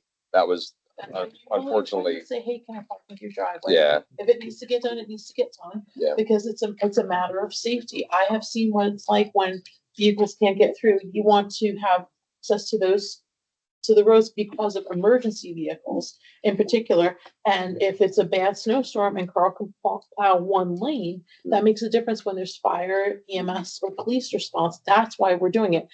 I mean, I hate to say it's not necessarily for the convenience of the homeowners. We want to make sure that emergency vehicles can get through. Yeah. That's the priority when it comes to plowing, as far as I see it. And so you may inconvenience someone with having to park someplace else or move their car across the street, but you want to be able to get a fire truck down that road when you need to get a fire truck down that road. to put it more simply, like I agree with you on the emergency stuff, but people want their road plowed. Like if it's a bad situation of plowing, we hear about it. Mhm. So again, it's a bit of an inconvenience, but again, I had to do that when I lived in the city. Sometimes you got to walk 4 blocks when you have to park somewhere else. But just kind of thinking out loud here, Carl, could we have you start to assess if we would fit more cars in on Main Street if we had them park at diagonal, like we had talked about a while ago as a potential for trying to sandwich more things in? First. Yeah, well, that's what I mean. Like, give me your also, preliminary Troy. evaluation of it. Yeah, Troy, Mike had suggested that at one point too, as far as like parking on the diagonal. Is that anything that we need to involve you with as well? If you're gonna look at doing it permanently, Yeah, It would only be able to be one side of the street for sure. I think it's wide enough on both sides. Maybe if you reposition the road and that's Well, crested in the center. let me put it this way. I think there are spots where it's wide enough. It's not necessarily width. The width isn't consistent along Main Street. No. Some of the spots may be able to support that. Some spots may not. Some spots may only be able to do the one side. and But you may wanna alternate sides if you're gonna do something like that. That yeah, would help slow traffic down. okay, that's a thought. Yeah. Cause if you do angled on one side on one block and then it's angled on the other side, cars are gonna kinda have to meander, so it won't be straight shot down Main. That's what I thought too. So Carl, can you kind of start formulating an assessment on that? And then we'll take some stuff to Troy if we need like engineering input. But let's dovetail that into the potential for handling the parking situation during snow emergencies. Just remember, our sidewalks ain't very good either. Oh, no. So when people are walking their car down 2 blocks in the snow Yeah, and they trip, yeah, but I mean, it's, I hate to say it this way, but that's a homeowner responsibility to maintain your sidewalk. it is, but they got pretty good grounds against the township because nobody wants to put a sidewalk in when they don't know if they're gonna have to dig up their No. sidewalk. I mean, I know with the low and high, but Yeah. people see to believe. That's Yeah. the issue. Yeah, I say whether you got something looming or not, that's still the reality is you have to maintain it. It's a safety thing. But what was that? So yeah, bottom line is like, there's no perfect solution, but we got to find the one that fits the best for what we've got going on. Next on the agenda, street sweeping. This will be done on May 7th, rain date of May 8th. The question about the alleys, would be $120 an hour to do the alleys. They're not really sure how long it would take, until they see what we were looking to get done, but figure probably at least another like 1 to 2 hours to do that. I don't think it would take Yeah. 2 hours. No, There's no I mean, way. They're pretty fast when I they was move. gonna say, they usually, I don't know how fast they drive, but Narrow one pass through. okay. I mean, if, let's just hypothetically say it's 1 hour, there'll be another $120. I don't think it's gonna take them long. If you see how fast they come through here, Yeah. they're not going like lawn tractor speed. I was gonna say, anytime I've ever seen street sweeping, it's always been slow, but Well, it's not that slow. yeah. Yeah, if we want to do that for next year, we can certainly put together a distance list and put that in and see what they give us as a price. But if there's a lot of cinders that have accumulated there, I don't have an objection to doing it. What do you think, Carl? I don't think they look too bad anymore. Okay. Do you? Not in my section anymore, but Okay. So we'll play it by ear. We have until next year to really mull that one over, but So just have them do the normal. let's have them do the normal Okay, this year. remember that, Carl, because you'll be meeting with them over there. Okay. Item 29, record keeping. This is around keeping old records. We're working on getting a records management process in place. This would detail how long everything is legally required to be kept and what things fall into what category. There's a record keeping manual that we've been reviewing, and we'll be working on outlining the system that we use to make sure that that's adhered to. Number 30 is the Berks County Cooperative Purchasing Council. We approved this at the March board meeting. I actually signed the paperwork earlier tonight about that, so we can, actually, we need to fill out the last bit of that. I signed the other thing. That we need to fill out some paperwork for participating in that, but then I can sign that. But it was some details around the. Yeah, you wanted to discuss. Yeah, with I wanted to ask Colin after the meeting. Office supplies and equipment. We should get a safe for the office. So a general statement to any of the supervisors, Carl, et cetera, start shopping around for a good fire rated safe that doesn't weigh like 1,600 pounds, like the one in the township building. After I got that figure, I am amazed that that thing has not gone through the floor. I think you guys over exaggerate the damage of the building. I'm amazed that it didn't, it's 1,600 pounds, that it didn't. Look at the wrap, look at the joists in that building Yeah. versus the new houses. Yeah, I know, but still 1,600 pounds is a lot of weight, Jesse. Whether You see how the floor is built in that building? they're thick joists, but that's like basically, that's a Volkswagen. But Peter, is that Like- over anything or is that on like? That's Is that not, big that's not on concrete. That's on, like, that's on frame.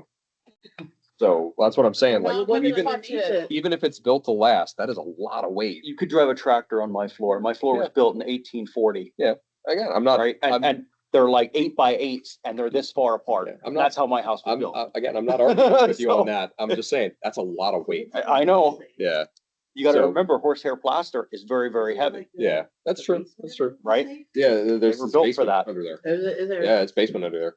Yeah. Okay, so like I said, open homework, everybody look for a safe. Next is the assistant treasurer. We never actually set the pay rate for the assistant treasurer position when we did the reorg meeting. The treasurer is at $20.50. I think the assistant treasurer should be maybe just slightly under that. Thoughts on like 1950 or 20? I would start at 1850. 1850? Yeah, start and then at a 6-month review, bring it up, Okay. you know. So probationary period, Yeah. starting at 1850 to Yeah. go up to like 1950 or 20. Yeah. Thoughts? Not for a treasurer's position, No, no, No, no, it's this is just the a- assistant. Assistant, treasurer. assistant treasurer. not for an assistant treasurer either. It's a lot of work. Yeah. Well, it's a lot of work, but let's hear your thoughts on this. I mean, I wouldn't want to do it, right? You gotta, Yeah. you should You know have- Excel spreadsheet. Right. You should know, You have QuickBooks, two QuickBooks. people, You but should, Jesse, you have two Two people people. doing it right now. right? If there's one person doing it, then you bring it up. But right now, during a training process, I would. So what does our handbook say about training process and all The that? handbook has a probationary period. The handbook isn't done yet. Well, okay, well. Okay, I'm gonna. Do you know what I mean? Hold on, Like, hold on. I'm gonna take my turn to put the shoe on the other foot. I wrote that how many months ago and turned it over to you and the whole handbook is done? I spent probably 16 hours straight in an airport and I put a handbook together and I turned it over was to you guys. approved? No, No. like you guys didn't, we didn't collectively approve it. It is I don't there. It is, remember it. okay, so it's an ongoing thing. So that- let's get that printed out again, Lisa, and we'll Let's, over the whole thing. let's look over it. If there's things that need to be added, there's things that need to be added, so be it. But one of the things that was included in there, learned from our missteps around some of the staffing things that we had, was probationary period. Right. 6 months, you would have a probationary period, even though Pennsylvania's an at-will state that, you could be summarily terminated for any reason. And then one of the other things that we actually need to schedule this year that I had put in there, and again, like you had pointed out, it's not been officially adopted, is at least semi-annual reviews. Mhm. So having a performance review at least twice a year Mhm. for any waged personnel, secretaries, assistant secretary, roadmaster, road crew, etc. So I tried to be as comprehensive as I could. I took a lot of things from various other townships and things like that. I took things into account based on our unique situation, but I can only do so much. At some Right, point, I right, got to okay. turn it over to you guys and have you take it over the last mile. previous Pay rate for assistant treasurer was $17.50 an hour. We've been behind on our pay rates for, But Yeah, just, we- we have a limited budget. Yeah. I get it. To I- be careful with what we're I doing. get it, but we also gotta have people that Right. wanna work here. I Yeah. understand that, but. But again, we it's- don't it's- have it's part of our job. paid It's- people. 18 or 19 bucks an hour consistent with what other municipalities in the area pay. We'd I'd have look to, at I'd have to do the research on that, but that would what you have to do. I mean, frankly, I assume it's it's probably pretty probably, close. yeah, and say I think the municipal secretary rate in this area is probably anywhere from 18 to 24 bucks an hour. Yeah. So that's range. probably market rate. yeah. Okay, so let's, I mean, with that, yeah, Don. I know this is a conflict of interest. We were told, Eileen and I were told. Yeah. That she could not have a raise as being tax collector until she's 4 years or up. That That's works a little something different because she's different. elected. Yeah. Yeah, that's a little She's different. Elected, but then still. When she is elected, that's the only time she can have a raise. That's, For the town- that's not the my, township, not that, anybody else. that's my functional understanding is that's Correct, only at correct. the time of election, whereas like an appointed service or appointed like personnel is like. There's you- a there's a annually, difference. There's a difference between an appointed employee And an elected. and an official. elected official. Yeah. The elected official or the board cannot increase the pay of an elected official. Yeah. Immediately after election. It has to be done with the next cycle in mind. Yeah. Yeah. So that's the answer there is it can only be set at certain times really for, That I understood, Yeah. but I mean, is it set in your budget? we have the current amount budgeted, like the current rate schedule is budgeted based on that. Yeah. So yeah, so do we want to do a little research on rate, or do we want to start and say like, okay, we'll start you in at whatever amount, and then within a couple of months, we can set the amount, and correct me if I'm wrong on this, that we can, it's You not can good increase- habit to change it a lot, but You we can can increase or increase decrease based on, the pay at any time. yeah. So if we set it, let's say to 1850 now as a 6-month probationary period, we do some research and we say, okay, market rate for this is in fact $22. So we'll set the assistant and the treasurer's rate at 22 and 22.50 respectively. We could do that. It's not like our hands are tied and we have to wait until the reorg meeting. Mhm. But if Dan is going to be coming in and doing work on assistant treasurer stuff, or, you know, things like some of the record management stuff, we do need to set a rate so that we are actually able to pay him. And we've never had an assistant treasurer before. No, I mean, Dan has was done it, assistant treasurer, and that was a little 17. over 4 years ago. Yeah, and it was 1750 at the time. Yep. Yeah,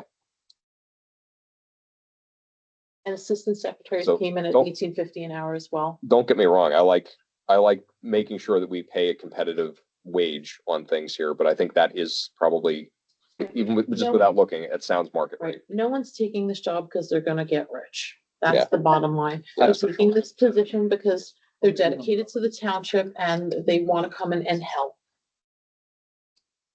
Yeah, and it's not always help for nothing, like you had said. So, Yeah, I mean, if you Google it, you could get rates from anywhere from $18 to $22 an hour for treasurer. And I just Googled it before I'm getting other messages, so that's about average.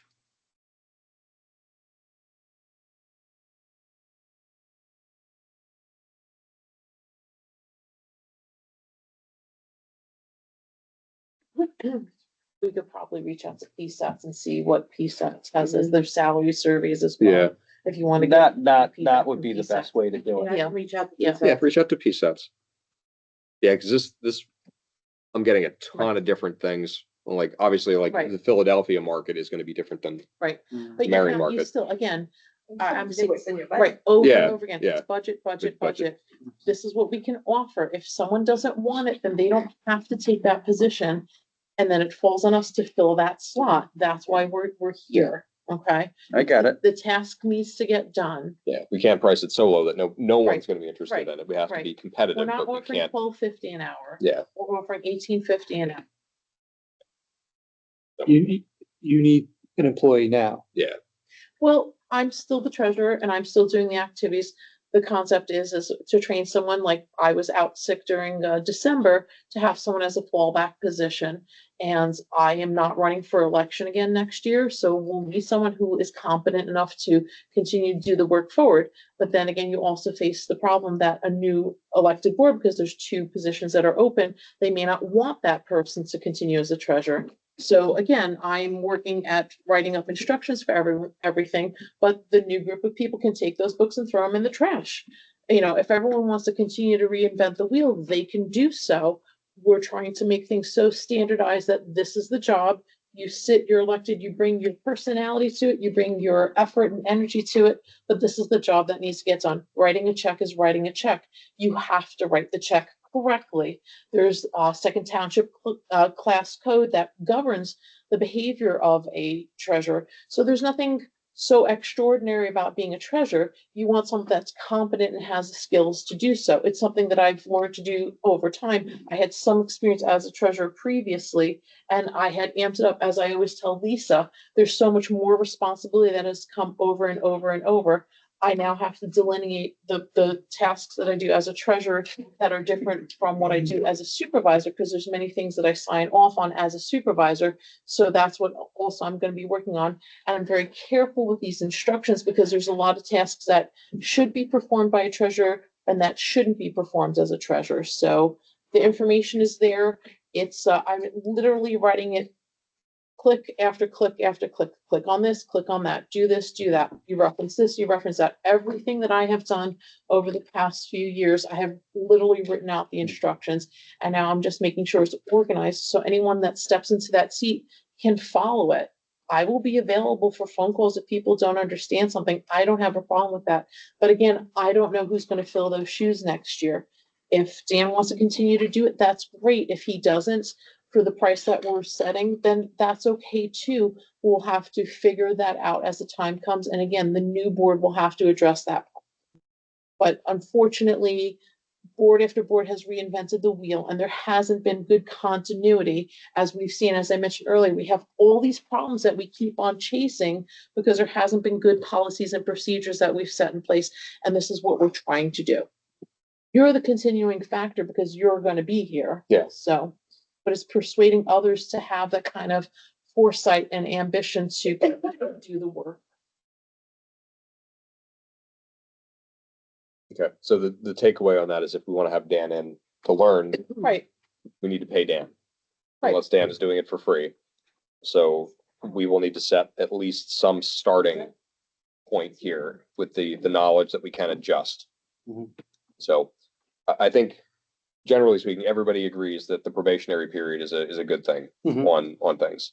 So I will put out on the table that we can do some market research on what competitive wages might be right where we're thinking, might be a little higher, might be a little lower. We'll find out.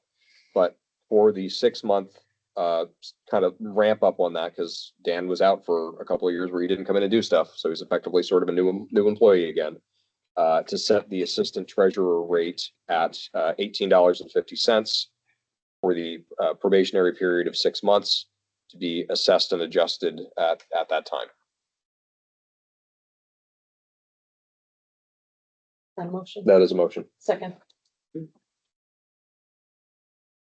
Okay, motion made by Peter, second by Irene, roll call Peter. Aye. Irene. Aye. Jesse. Okay.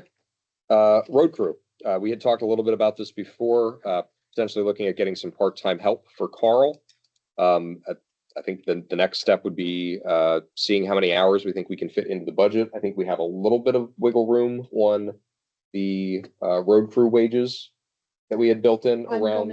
I'll send you guys the budget update tomorrow. Okay. I'm gonna be in the morning. We have a couple audits we need to take care of. Okay, but then we should, depending on what we think we can offer hour-wise, we'll set the expectation and put out essentially an open call for anybody to join the road crew to help out with Carl during the probably more specifically the warm months of the year, and or plowing snow if it snows. Is Abby still interested? Would she be interested in park stuff too? Yeah. Okay. So was, John Claypool was another candidate. Okay. Yeah, if we can get like a resume or something that we can look over, like, or just yeah, I think you had sent that in, so yeah. Oh, it's John. Yeah, so let's check the budget and see we can get some extra hands to help out. Like I said, park stuff. John works constantly, he, like the other guy, the evenings and that Saturday. Yeah. here. Yeah, I mean, especially if he's willing to plow snow or something like that during. He during worked winter. for us before. Yeah, He worked for me. yeah. He is a good guy. Okay, grass clippings, the next thing. So, Irene, love the letter. Okay. What I would like to do is if we can take that and maybe snap in some stuff around, the pump out reminder for like pumping out your stuff Okay. and turn this into a newsletter. Cause if we're gonna have to pay for the cost of the mailing, Yeah, let's, this is like a little bit of a targeted mailing Yeah. for specific areas that have the current oh, okay, stormwater. okay. Stormwater. Gotcha. So, yeah, Yeah, so we're not mailing this. no, Okay. no. So, This is just that, this is just for particular roads that have a stormwater Okay. drain system yeah, where it's obvious that there is grass clippings going into the street. Okay. Carl, if you know of any other areas that have stormwater where you see people casting off the grass clippings into the street, let me know. We'll send them a letter. I think that's pretty much Main Street and Tulpe View. That's Yeah. about it. Yeah. Okay. So, okay, yeah, with that said, I have no problem with this, but Okay. if we were gonna bulk mail this to the No. township, I'd want to try to get more bang Okay. for a buck for this, but Yeah. we're talking about, I'm gonna be probably a little generous on this, but maybe like 60 houses that this would go to. Yeah.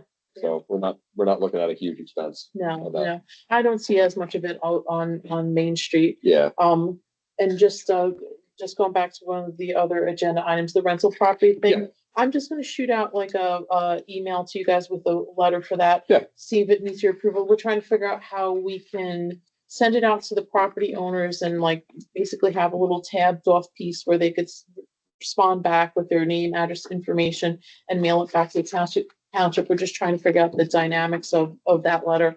What Yeah. would make people mail it back sooner? So, Gotcha. Okay, so I think, like I said, I don't have any problem with this if it's a small scope. no, I'll make a motion to authorize the distribution of the grass clipping letter to the properties that are affected by this requirement and the storm sewer. Seconded. Motion made by Peter, second by Jesse, roll call, Peter. Aye. Irene. Aye. Jesse. Okay, so Lisa, I wanted to ask you about this. I don't have any like notes on the PSAT stuff. Is that the I conference basically or? just wanted to ask, if anybody was going, because I had to register and nobody came to me, so I think the only one that's going is Carl. Okay. What were the So- dates on that? May 4th, 5th, 6th, something like that, beginning. Yeah, I definitely Yeah, would be able to it's do that. like The seventh. Yeah. 7th, yeah. Yeah. So, I guess you're the only one that's going. Permission to, pay for my registration. I think you already have it. Okay, good. Yeah. So we had, I got it through, PennDOT. that's even better, but now we had authorized anybody, board, road crew and a couple other Yeah. categories that I if think you it was were, back in January. if you wanted to go, that you were already pre-approved to go, so. Okay, So that's basically my notes, just that's to it. bring up and make sure nobody, okay, I just wanted to make sure I didn't miss something. yeah, no. Okay, Roadmaster training, there's a free PAA-MA pavement seminar in May 22nd in Allentown from 8 AM to 3 PM. I was gonna say Carl wants to go.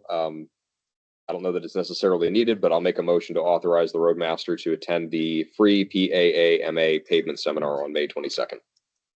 I'll second it. Motion made by Peter, second by Jesse, roll call, Peter. Yep. Irene. Aye. Jesse. Aye. Okay, the committee for the building, we are still taking sign up for that. The deadline is May 1st.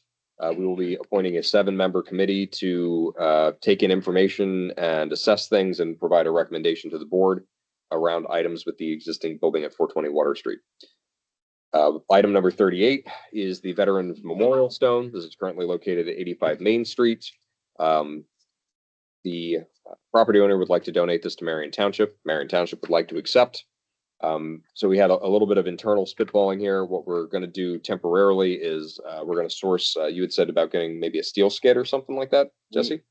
We need to do something. Yeah, well, I mean, I'm And if we're I'm not open to gonna- options. And if we're not gonna put it down permanently right now, I'd like to keep it on a skid or something that we Yeah. can just move it with forks for now until we decide. Again, I don't have any objection to that. I just don't.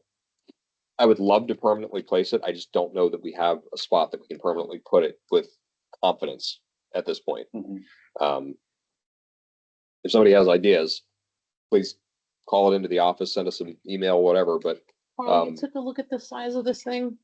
Yeah, I'm just. I'm assuming it's probably pinned. It's just like a tombstone, I would assume. yeah. I don't know. Should be. Yeah. interesting.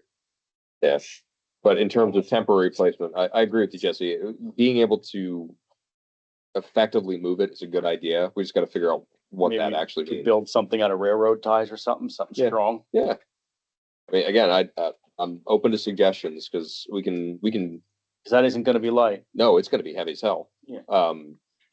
We can move it and then figure out putting it on something too. It all depends on how fast Twyla wants it gone. She wants it gone. Okay, Like, so, she said spring. okay, so I would say let's figure out what we have to do to lift it and move it, and then we'll figure out the nuts and bolts of, I would assume the top is pinned to the base. again, I would probably assume similar, but we won't know until we start trying to move it. You're not gonna be able to move that by hand. No, it's gonna have to be like the loader. We're not Yeah, gonna, no, we're not gonna like pick it up and move it like a barn. My assumption was get something in between Yeah, the backhoe bucket and the monument push it and try to block it. I was almost Underneath figuring that it. we get like some of the heavy duty like straps and try and tighten it around it and lift, Maybe that's like, better. like crane it essentially with the boom on the, That's a better the idea. excavator. But again, we're gonna have to figure out where we're putting it and then try and move it. And then we may ultimately have to figure out how to more effectively keep it in that location. Like, I think this might be a situation where we have to cross the bridges as we come to them. But Is there people that actually do this for a living? probably, I'm sure there is. But they would probably require us to be able to tell them we want it here and we're gonna put it on whatever, which are two things that we don't have any idea.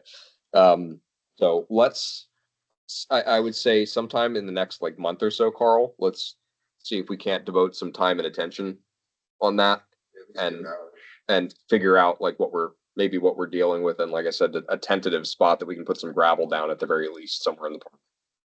I'll look and do some research on Yeah, how I you mean- actually move them things. I would assume it's built like a tombstone. Yeah, wouldn't- That's an assumption. yeah, but as I say, it's a reasonable assumption, but it's an It's an assumption. Yeah, assumption. we won't know until we start trying to mess with it. Yeah. Okay. We already did the emergency management report. We swore in the fire police. Just a question about that. Yeah. Did we discuss the badges and the Well, other? we equipment did, too? Okay. we held the motion because we did that prior to the actual agenda items. Okay. I will make the motion now that I was gonna make earlier to approve the purchase of a fire police coat, a special fire police badge, a class 3 vest with fire police emblazoned on it, and 2 light wands per fire police officer, coming to a grand total for all 4 fire police of $1,220. I'll second it. Motion made by Peter, second by Jesse. Roll call, Peter. Aye. Irene. Aye. Jesse. Aye. Okay, the second motion that I'd like to make in conjunction with that is the recommendation from the EMA on donating the 50 cones, 8 signs, 8 stands, and 2 stop/slow signs to the fire company for use with the fire police. I'll make that as a motion. Okay. You, you guys need them and want them? Second it? Yes. Motion made by Peter, second by Irene. Roll call, Peter. Aye. Irene. Aye. Jesse. Aye. Can you ever have too many comments? You can never have too many cones. Run out of space on the truck. But they disappeared. Yeah. Or people run them over, as we found. Yeah. Okay, so that's all I have. I covered any of the things that I usually have in comments, other than to further highlight the car show is on May 17th. It's always a good time. Be sure to come out. And the community association is, I'm sure, selling just, sandwiches again. Always a good way to support the community and get something delicious to eat. Irene, do you have any comments? No, I just want to thank Lisa for taking care of all the tasks that she does on a daily basis. This is not an easy job, and then she keeps us moving. She really does. I mean, I can't thank her enough. And Carl, thank you so much for doing the amazing job that you're doing. I really appreciate your efforts. It's a breath of fresh air. Thank you. I couldn't agree more. Jesse? No comment? Let's go home. Okay, let's do it. Lisa? I don't have anything on my bladder does, but so let's. That's 2 times. I just want to say, yesterday and today, every property owner on Main Street of Stroudsburg got a paper saying about street sweeping and some other activities going on. Carl, I know there was some chatter in the texts about that. Did the signs get put up for the street sweeping and stuff? Or not yet? Okay. We I have it know on the cal- 8th. Yeah, we have it on the calendar. Yeah, as I say, the 8th is like 2 weeks away. Okay. Yeah, so we're gonna do the same thing we usually do, which is the signs go up for both at the same time, so that way people are aware of both. Cool. I want to have that under control. We have it on our calendar. Perfect. Carl, any comments for you? Okay. Colin, anything for you? No, let's go No, home. oh, okay. I didn't hear you. I'm sorry. Troy. Okay. And with that said, I'll make a motion to adjourn the meeting. The time is 9:49. Second. Motion made by Peter, second by Irene. Irene, roll call, Peter. Aye. Irene. Aye. Jesse. Aye. Thank you, everybody. Yeah. You gotta sign that. Okay. Oh, That's the conflict letter. Oh, okay, gotcha. Can you guys all